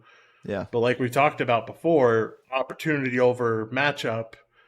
It was Zay having such a big opportunity here, with Andrews having such a big opportunity here. Do either one of them stick out to you as a cash game options now?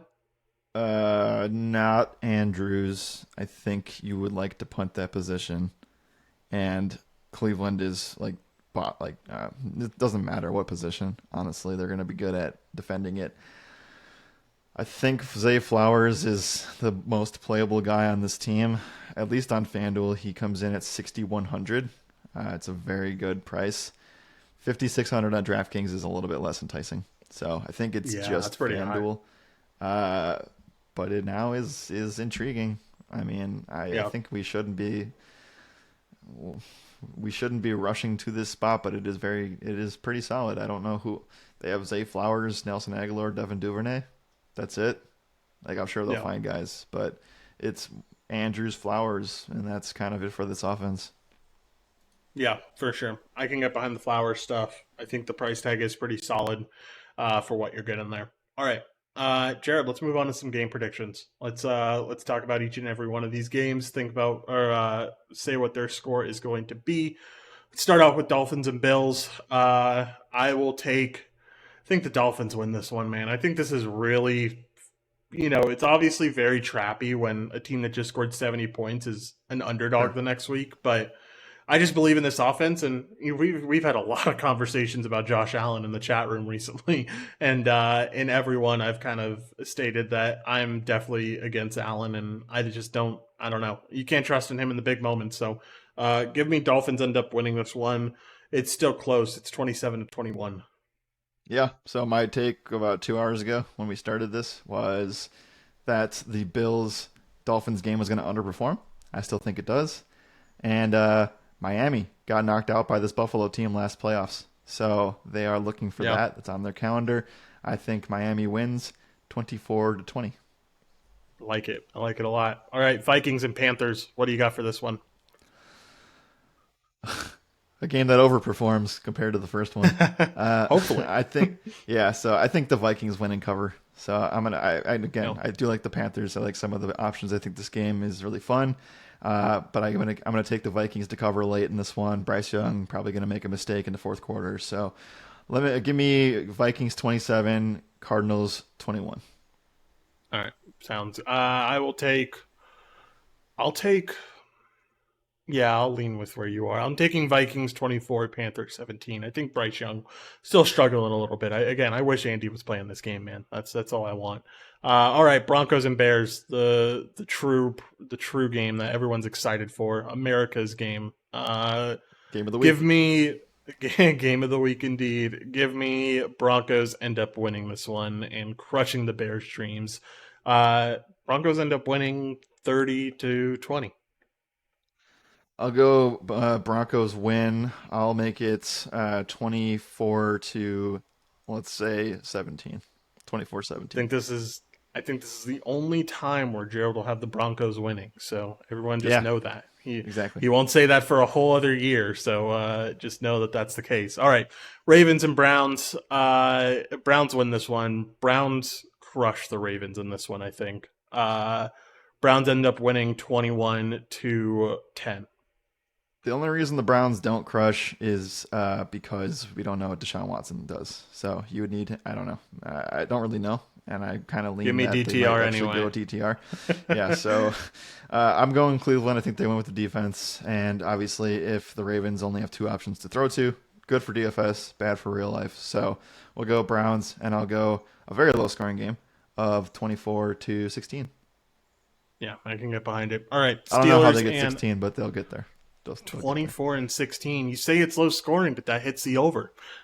Interesting there. Anyway, Steelers and Texans. I am going to lean with the Texans continue to win. I think Stroud has what it takes, and I just don't. I don't think the Pickett offense and the Matt Canada job is resolved at all. So Texans end up winning a really really close one, 24-20. Nice. Yeah, I'm still a little bit doubtful on some Steelers stuff, although it is a really good spot for them.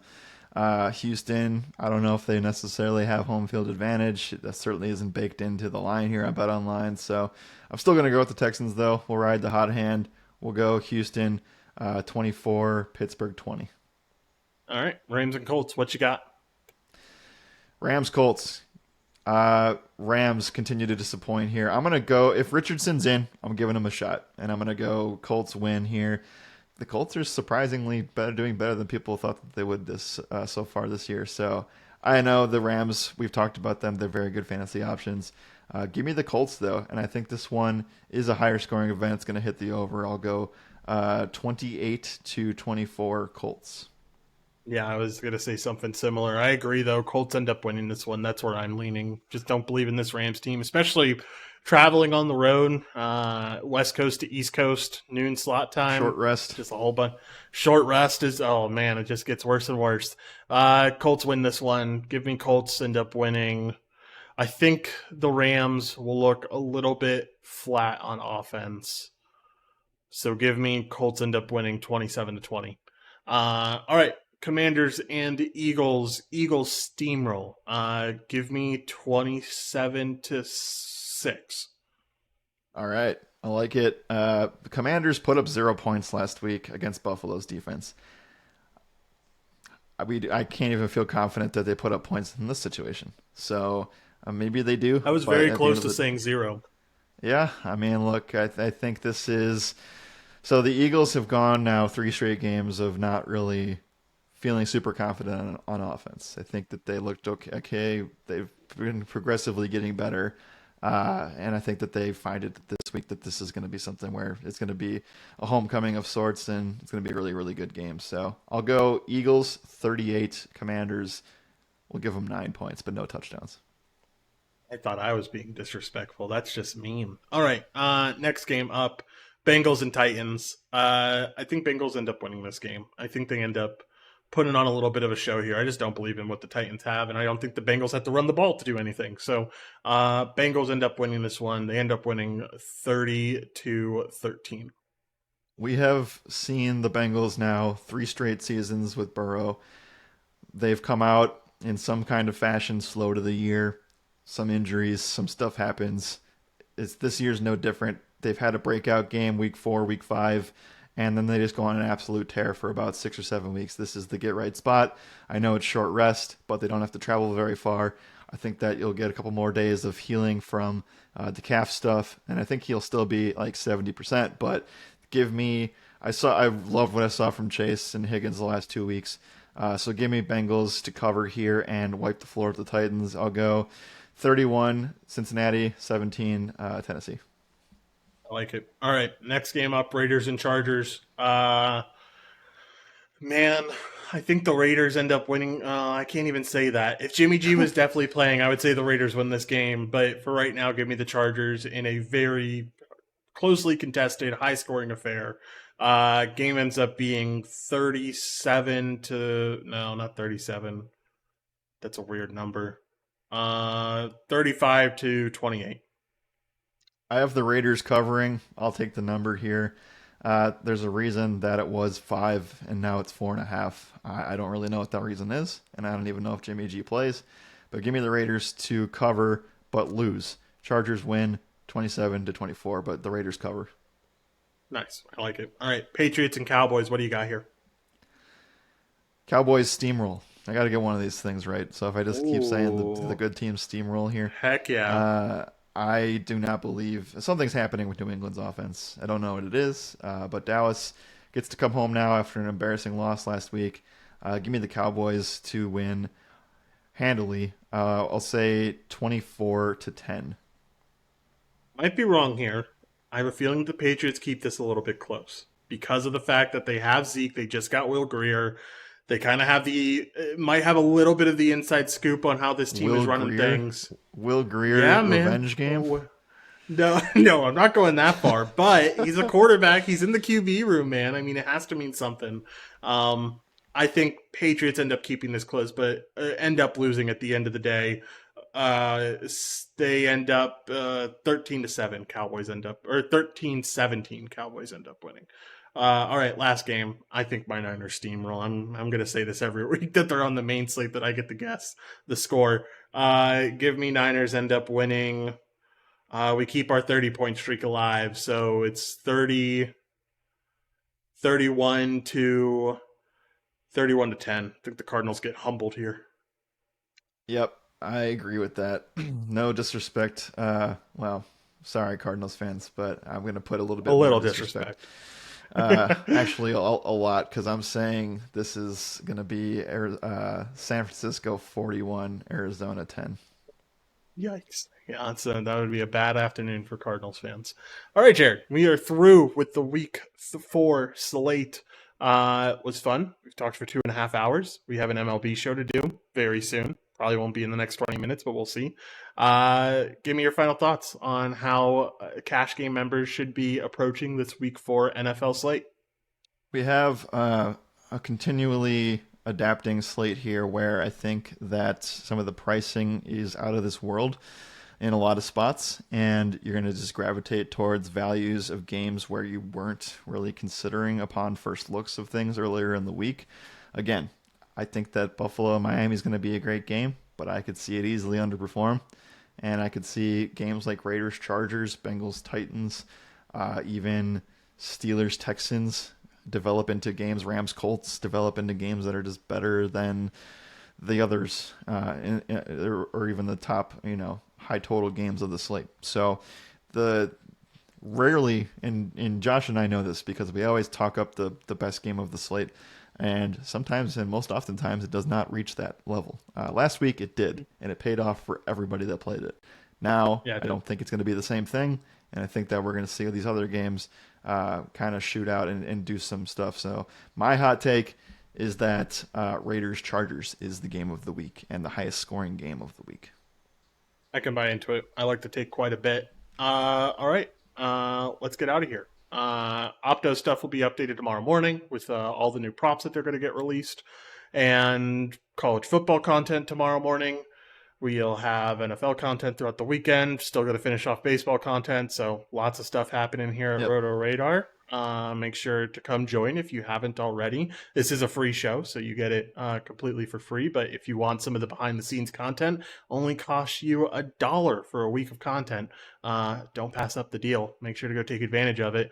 And we are out. Thank you all for listening. And as always, my name is Joshua Riemer. Good night and good skill.